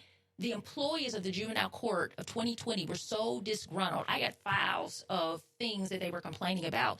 They kept asking me. They were calling me and saying, Judge Hunter, would you please, they came to my courtroom and said, would you come to the juvenile court and deal with these issues? So I had a meeting with them, and one of their biggest issues was this African-American male that had been put over 2020 just before I arrived, and many of the employees did not have confidence in him because of some of the underhanded things that he did. He sat on that stand and he lied against me as a judge. He made comments to the effect of, oh, yeah, she asked for things that we've never seen a judge. Are you kidding me? I'm the employer of the Hamilton County Juvenile Court. I was trained by the Ohio Supreme Court. I attended training with lawyers telling us as judges, you have a responsibility to know everything that goes on in that court and to protect the juvenile court. So in every single situation where there was an incident at juvenile court involving any employee, as the judge, I would send emails to Dwayne Bowman and I would say, I need to see X, Y, and Z. I did it in every single case. And they said it at court. Judge Hunter, in every single case, he says, well, she's involved in stuff that I was involved because I was the employer of the court. And when you sue the court, you don't sue the employees of the juvenile. You sue judge. So you sue Judge Tracy Hunter if something happens with an employee or anything that happens in that court. Is that right? Absolutely. Go back. As soon as I was removed by suspension. Remember, I've been suspended all this time. I was never removed as judge. I was suspended as judge, but that was the way that they circumvented my power as a juvenile court judge. That's why they did it. But John Williams was sued right after that because of the unlawful detainment of children in the juvenile court. In fact, in that one case where they later accused me of murder and claimed that I murdered 2 people just before trial, one of them was a case where the prosecutors were alleging that if I had locked a kid up till he was 21, it wasn't an offense that you can lock a child up until age 21. So for him to turn around and allege murder in that case, but what I did discover when I went back and reviewed the file and reviewed the tape of my hearing that day, I had a very lengthy hearing with that child that supposedly later was, involved in some kind of homicide himself. But I discovered, even as I thoroughly reviewed that case from the bench, that the child had already been unlawfully detained for a very long time in juvenile court. It was not uncommon. Sometimes the kids would end up in court and they were held too long. And sometimes when I would review the case, I would just kind of see some things that weren't right. And as a judge, I tried to right those things. But Dwayne sat on the stand and he made some allegations that were simply untrue. And the fact that I did everything on the record, everything including my brother was an employee of the juvenile court. I had nothing to do with him getting there. But once I became the employer of the juvenile court, notwithstanding, he's an employee. So if something happens that it impacts me, not only do I have the responsibility, I'm instructed by the law to investigate, to make sure to know what happened and to know what's going on. And so for Dwayne to sit on the stand and to make some dispersions or to make it appear as if somehow I wasn't supposed to, if I was doing anything underhanded, guess what? I wouldn't have put it on the record. But Judge Hunter put everything on the record in the juvenile court. And so if you want to see everything that I did on anybody's case, on any employment matter that came before me, I always ordered the personnel file of the person that was involved, because oftentimes these employees were coming to me and, whether they were it was all kind of things that were going on. But there were a lot of allegations that were made to me as a judge by the employees of the juvenile court that said they felt like they were being treated like slaves. They were being injured a lot of times, a lot of injuries. And then when their FMLA ran out, they would make them use their FMLA when they were injured on the job. And then when they ran out, then they would tell them, you got to quit. And so these employers were coming to me on a regular basis, and I was dealing with all of these complaints. And quite honestly, I think that was the other thing that caused me to catch ire from the powers that be, is the employees of the court were coming and saying to us, you're the first judge in the history of this court, as long as I've been here, that has ever come to check on us. I would go at nighttime. I went to check on the different shifts. Not just daytime, but I came at night. I was told that they had never been visited by any judge before, and they certainly never had a meeting with a judge before. There were times, for instance, I'll give you another change that I made on their behalf, that when they had benefits people that would come and talk to the court, but they would always come to 800 Broadway, and they would come during the day. Well, 2020 employees never had the benefit or opportunity of receiving the same type of talking to the benefit persons, because they always came to 800. And I sent emails and I said, hey, let's send some persons over to 2020 so that we can give the employees at 2020, the same opportunities to talk about their benefits and to talk about their employment that we're giving to people over at 800 Broadway. So I began just to listen to the employees, and I think that was also problematic, is that they didn't want someone like me listening to persons mostly who were African American, because at those particular certain levels of the court, you had more African American people, and they weren't getting the benefits that were, that were rising up the ranks, if you will. Speaking with Judge Tracy Hunter, we got a call on the line. I think Yes. It's Fame. Fame, you're on the line. Judge Tracy Hunter can't hear you. Yeah, how you doing, guys? Doing great. Hi, how are you? I'm pleasant. Judge Hunter, I can identify with you on some level of having a very public demise and downfall. And after self-reflecting, after my public demise, I realized I should have saw that coming. Mm-hmm. And I didn't. And I was kicking myself in the ass for about 3 years for not seeing it coming. At any point, did you realize, or did you think, with hindsight being 2020, did you ever stop and think What was I doing? After all the rancor I went through to even get on the bench, why wasn't I down there more careful as to what I was doing just because I knew white supremacy had an eagle eye on me? And I'll hang up and listen. Thank you for your question. And again, I think you kind of asked that question too. Honestly, I had a target on my back walking in the door. I walked in and I did my job. And I can't honestly say that being as careful as I could, and I was, that's why I was so detailed. That's why there's so many emails. And again, I mean, you're in a media, you could ask for a public records request yourself, Nathan, if you'd like, and just ask for all of Judge Hunter's emails. My emails are so detailed that when I requested my emails for use at trial, they wouldn't give me my emails because my way of being careful was documenting everything. Everything is documented. And so I didn't do anything wrong. I didn't do anything criminal. I put in writing everything so that I would always be able to protect myself. But when you're dealing with persons who are changing your court records, let's deal with that. I can't protect myself against somebody tampering with the computer system. I didn't have access or control of the computer system. They were controlling the Republican Party and you got to remember most of the jobs at juvenile court are patron jobs. That means that the judges hire everybody. And so you had a lot of family members. All these people are in juvenile court. Not only were they Republicans, they were all connected. They were tampering with my judicial entries. They were changing my court records. We proved this. So as much as people want to say, if you had did this, how can you be more careful when somebody's changing your document that you don't even know is changing your document until later when you get years later in the middle of your trial, when you get a computer forensic expert and we go into court. I was at court when they showed us one computer and I kept saying to my lawyer, this is not the right computer. They gave us the computer they wanted us to see. But even in that, because of the program, whatever they were using, we were able to see at least one of my cases. There were two documents, my ruling, and then my ruling that they had changed. It was still in the system.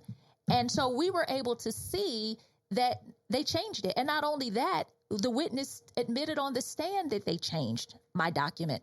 I don't know how to be more careful when somebody's framing you. I don't know how to, and that's it. Because when you are as careful as I was, the only way they can get you is to frame you.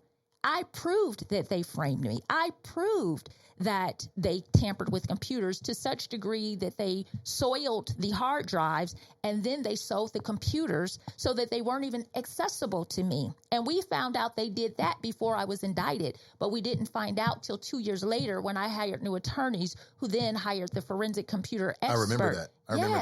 I remember that. How do you protect yourself against being framed? That's what they had to do in order to do what they did to me.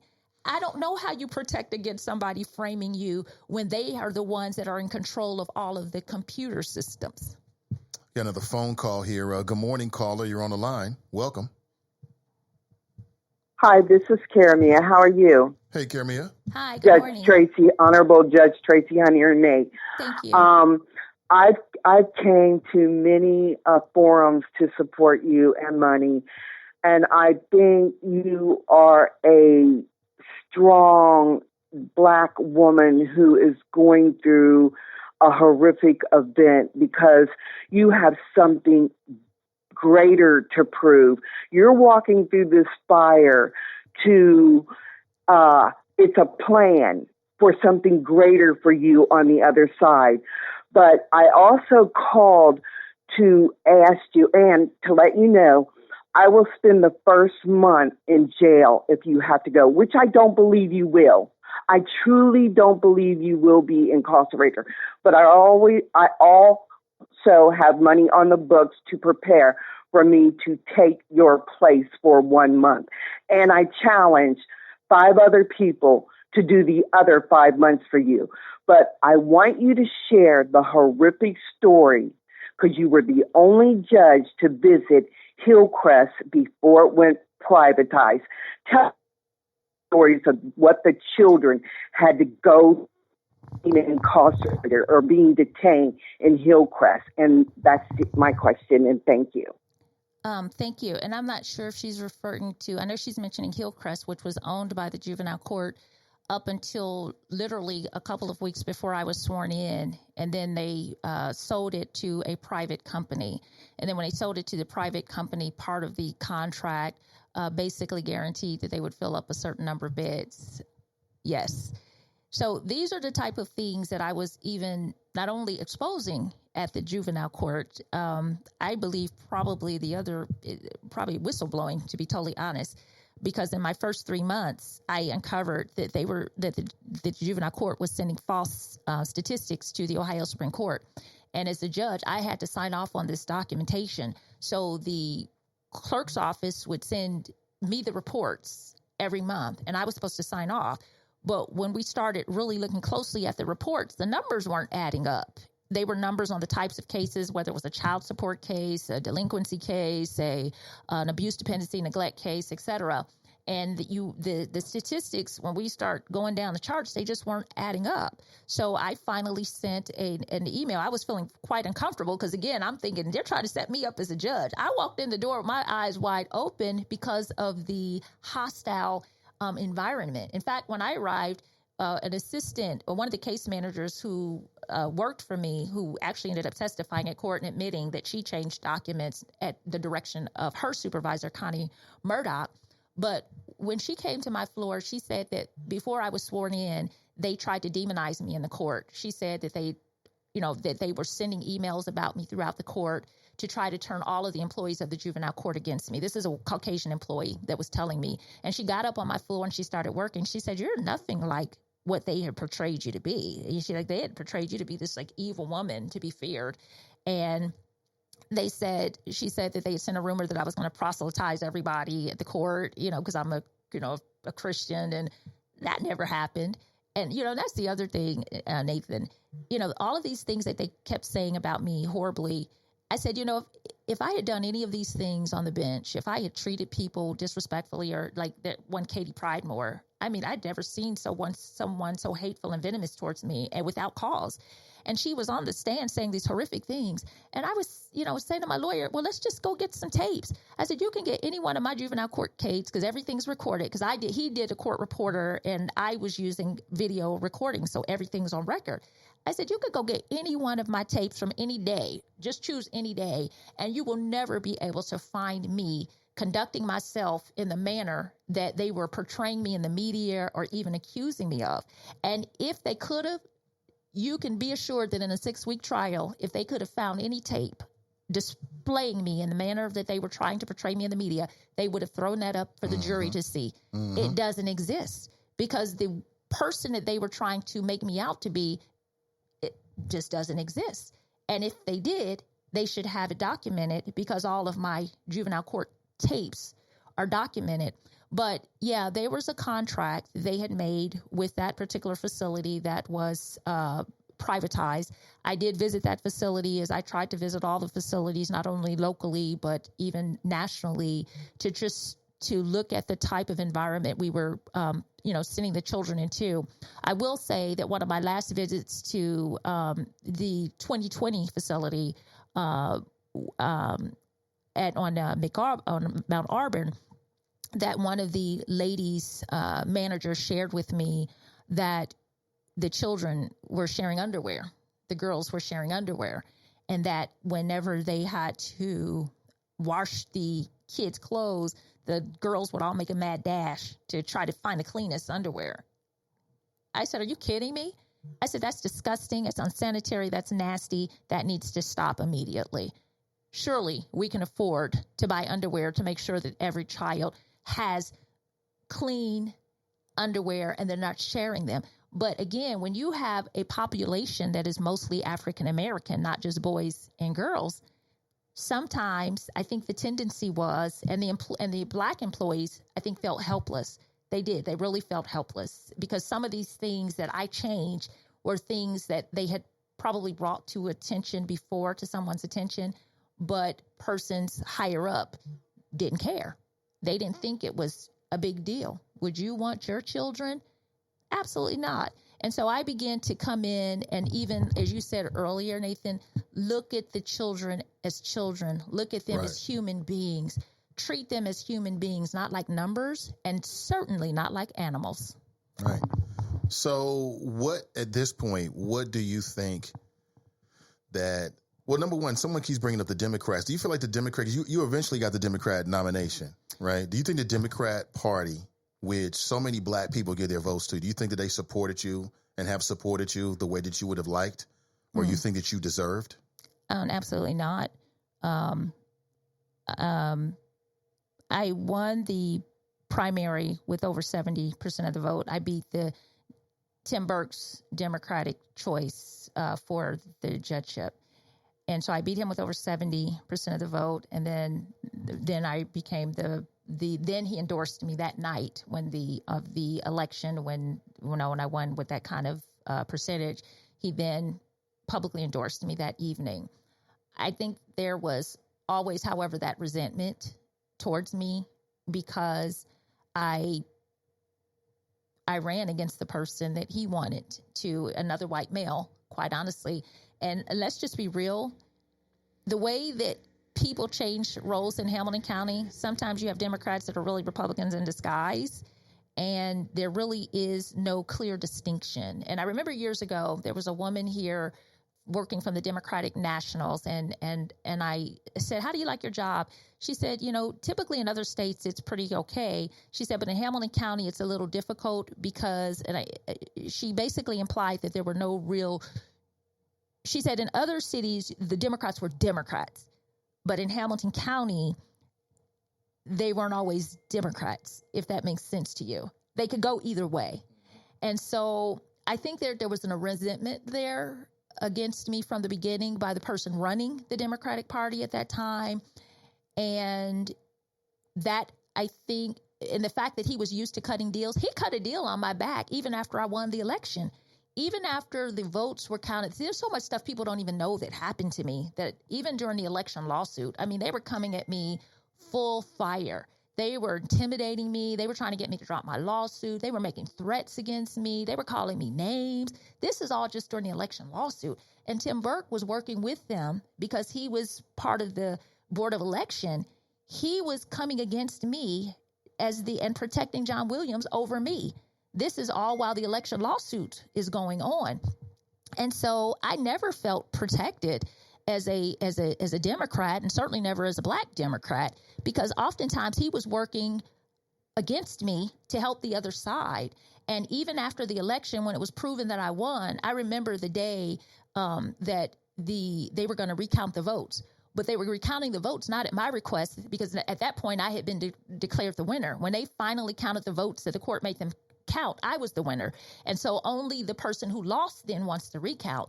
And I remember that day we were at the Board of Election, and I had all of these people in place to watch the counters. And Tim Burke threatened me outside in the Board of Election. He went off on me. He started yelling at me. He said, if you will just agree to drop out of the election, because I had put my name in the hat to run against Williams for 2012 because the election lawsuit was still going on. He was in an unexpired term of Carla Grady. And when you run in an unexpired term, you have to run in the very next election in order to hold the seat that you were appointed to. So when he was appointed to her unexpired term, and then he put his name in the hat so he could run for the seat, to hold the seat. Well, I then put my name in the hat, and I was going to run against him in 212 because the election lawsuit was going on. Tim Burke wanted me to drop out of that 212 race, and he began to threaten me personally, and he got in my face, and he threw papers at me, and he yelled at me and screamed at me, and he said he won't do the recount if you would just agree to take your name off of the ballot. And I said, Tim, I will not take my name off of the ballot until this case is resolved. Because even though I won, if you guys keep appealing it and somewhere along the way it gets overturned, I can lose the seat that I've already won. And so until my seat is secure or they stop appealing, I will not take my name off the 2012 ballot. And he was so angry at me. And then when we were doing the mediation, because I was forced to go into mediation, he was trying to secure the administrative judgeship for John Williams. And he was putting in place something that would guarantee that when John Williams ran again, because he then had to run and hold that seat again in 2014, he then put in place, and this is Tim Burke working with the Republicans, that nobody would run against him. So he was trying to protect the Republican over me, the Democrat, the entire time. And so, yeah, he was actively working against me. And so, sure, I have concerns with the fact that African-American people sometimes blindly give our vote to the Democratic Party with no expectation that the Democratic Party is going to protect us or even fight for us the way that you're supposed to fight for your person. Someone wants to know, how do you feel about the voting system having gone through all of this? Do you still believe in the power of voting for Black people in Hamilton County? I believe that, and I say this all the time, it's not just about voting, because every election we get out there and say, okay, we got to get everybody registered to vote. It's not just registering to vote. My case proves you got to protect your vote. You know, you have to be willing to, if they don't count the votes, like in my case, you got to be willing to fight. You have to be willing. That's the only thing that ever changes anything in America. If you look back over time, even with the Montgomery bus boycott, there were different things going on at different times. You know, they were walking and they were ensuring, they were withholding their money from the bus company. But at the same time, there were lawsuits that were going on. And too many times things happen to us because we don't file lawsuits, and understandably so, because it takes a lot of money. But we have to do a better job of protecting ourselves. And if my case proves anything, it should prove that we also have to do a better job of protecting our persons that we put in office. Over 120,000 persons elected me to become the first African-American and the first Democratic juvenile court judge.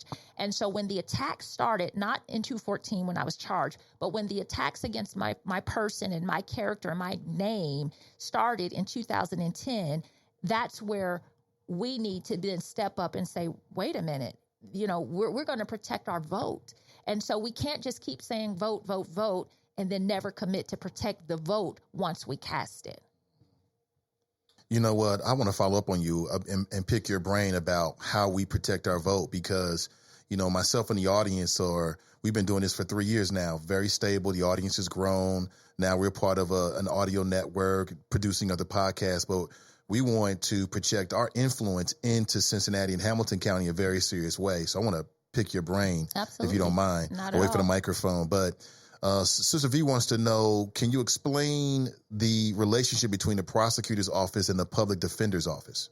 Well, in Hamilton County, it's not much difference, I hate to say. I started out, you know, I was a private defense lawyer, and as a private defense lawyer, I also took contracted cases through the public defender's office. There's no secret that public defenders don't make as much money as private lawyers, and oftentimes there's a cap set on the amount of hours as well as the amount of money. In fact, I can't remember which year, a few years ago, they finally gave raises. But there are a lot of things that, quite honestly, need to change in the public defender's office. And I'll put it like this. I won't expose the person who said this to me, but it was a manager of the public defender's office. And I recall him talking to me and sharing with me how the history of the public defender's office and how it came to be. And that there was a time in history when the public defender's office was independent, when it was first established. And as time went on, at some point they decided, and, you know, this may have taken place on a national level, that they would make monies available. But in making those monies available, it would also bring a certain amount of control.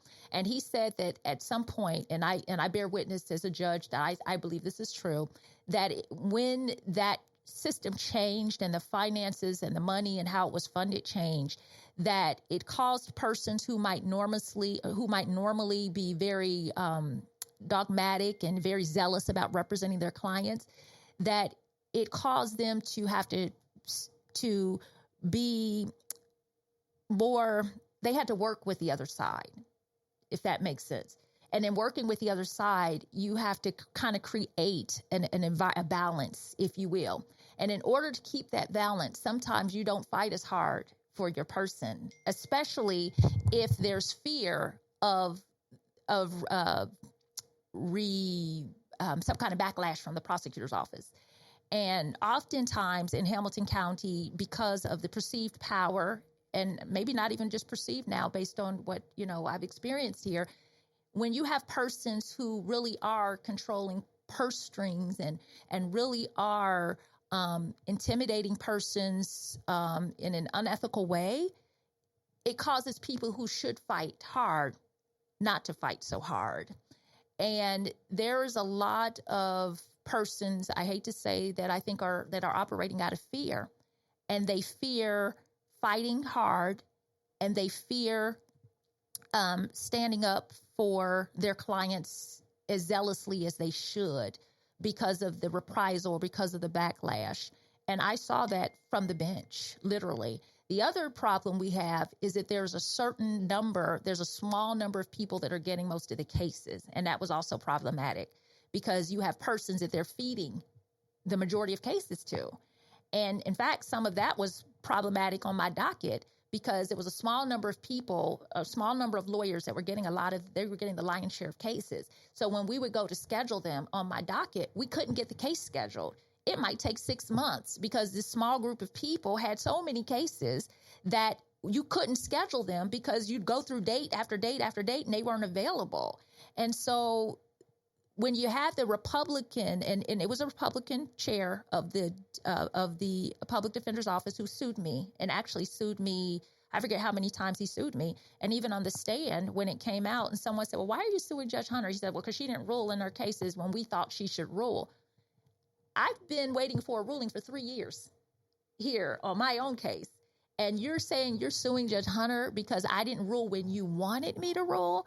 That was the kind of mentality I was receiving as a black judge. You do what we tell you to do. And if you don't do what we tell you to do, we're going to do this to you. And he pretty much admitted that when he sued me because, in fact, my lawyer, Jennifer, did research and did a public records request on the Ohio Supreme Court, and we found out John Williams actually had, according to the records that were submitted to the Supreme Court public records, he had more cases that were supposedly late and behind time when he made the accusation against me at the request of the Republican head of the Public Defender's Office to sue me. And in fact, the public defender said on the stand that he made a random decision to sue me and he didn't care about suing John Williams, even though he had more cases that were out of time than me. I feel like I could talk to you about this for another 30, 40 minutes, but I will let you go. I know you're going to be talking with the NAACP later on. We're going to be live streaming that straight from our Facebook page so everybody can see and hear what's going on. What do you want the community to do? I mean, having said all of that, what is it that you would like how can the community help? There are a lot of ways to help. I think if they go out to the page, to the Coalition for Just Hamilton County webpage, there's things to do. The NAACP, the Coalition for Just Hamilton County are working on things. There's a rally that's coming up. If persons could support that, if persons could just stand, I've pretty much, I think, been an open book. There was a time that I really couldn't speak because, again, as judges, we are prohibited by the Judicial Code of Conduct.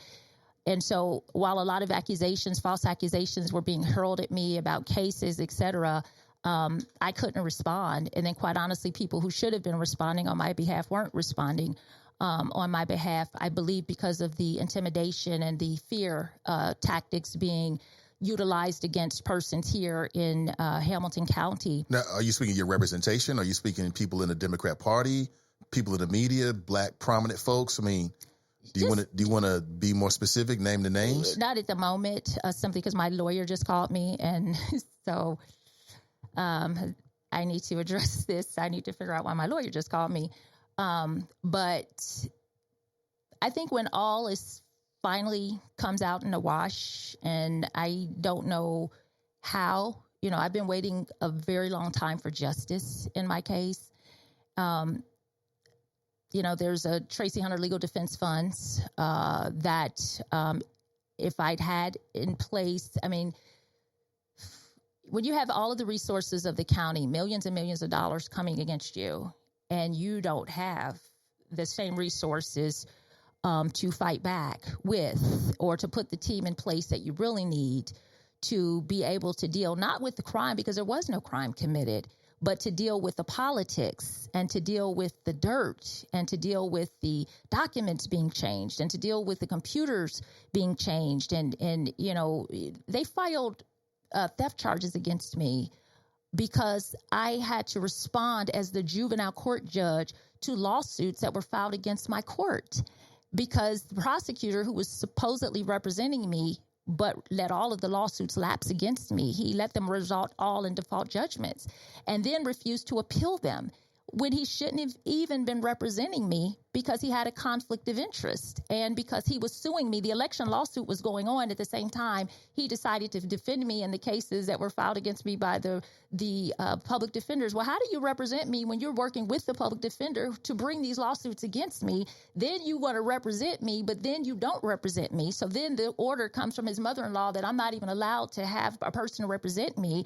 All the other judges in the county are getting independent representation out of Columbus from a law firm called McGuire and Schneider. But I'm the only judge in Hamilton County being forced to be represented by the prosecutor's office, because they can then control the outcome and control the case. Then when I file an ethics complaint, he then hires two different lawyers, neither who had ever represented an elected official, let alone a judge, and neither of them had experience in the juvenile court.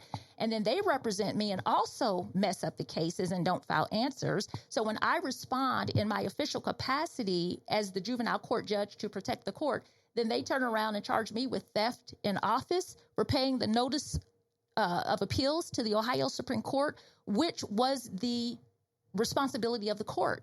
And they determined that, and they knew that before they charged me with these crimes. And so that in itself, and that's, I think, what people aren't looking at. I didn't commit crimes. Crimes were committed against me. For the last 9 years, crimes have been systematically and strategically committed against me, and they've been done in the open. That's what makes it so bad. This is not stuff I'm just telling you. This stuff is in black and white. These are in documents. You know, this stuff has been proven, and yet I'm going to jail while all of those who have committed these horrendous, awful crimes against me are not. Still on their jobs. Yeah. Finishing up with Tracy Hunter, someone wants to know, whatever happened to the two black jurors?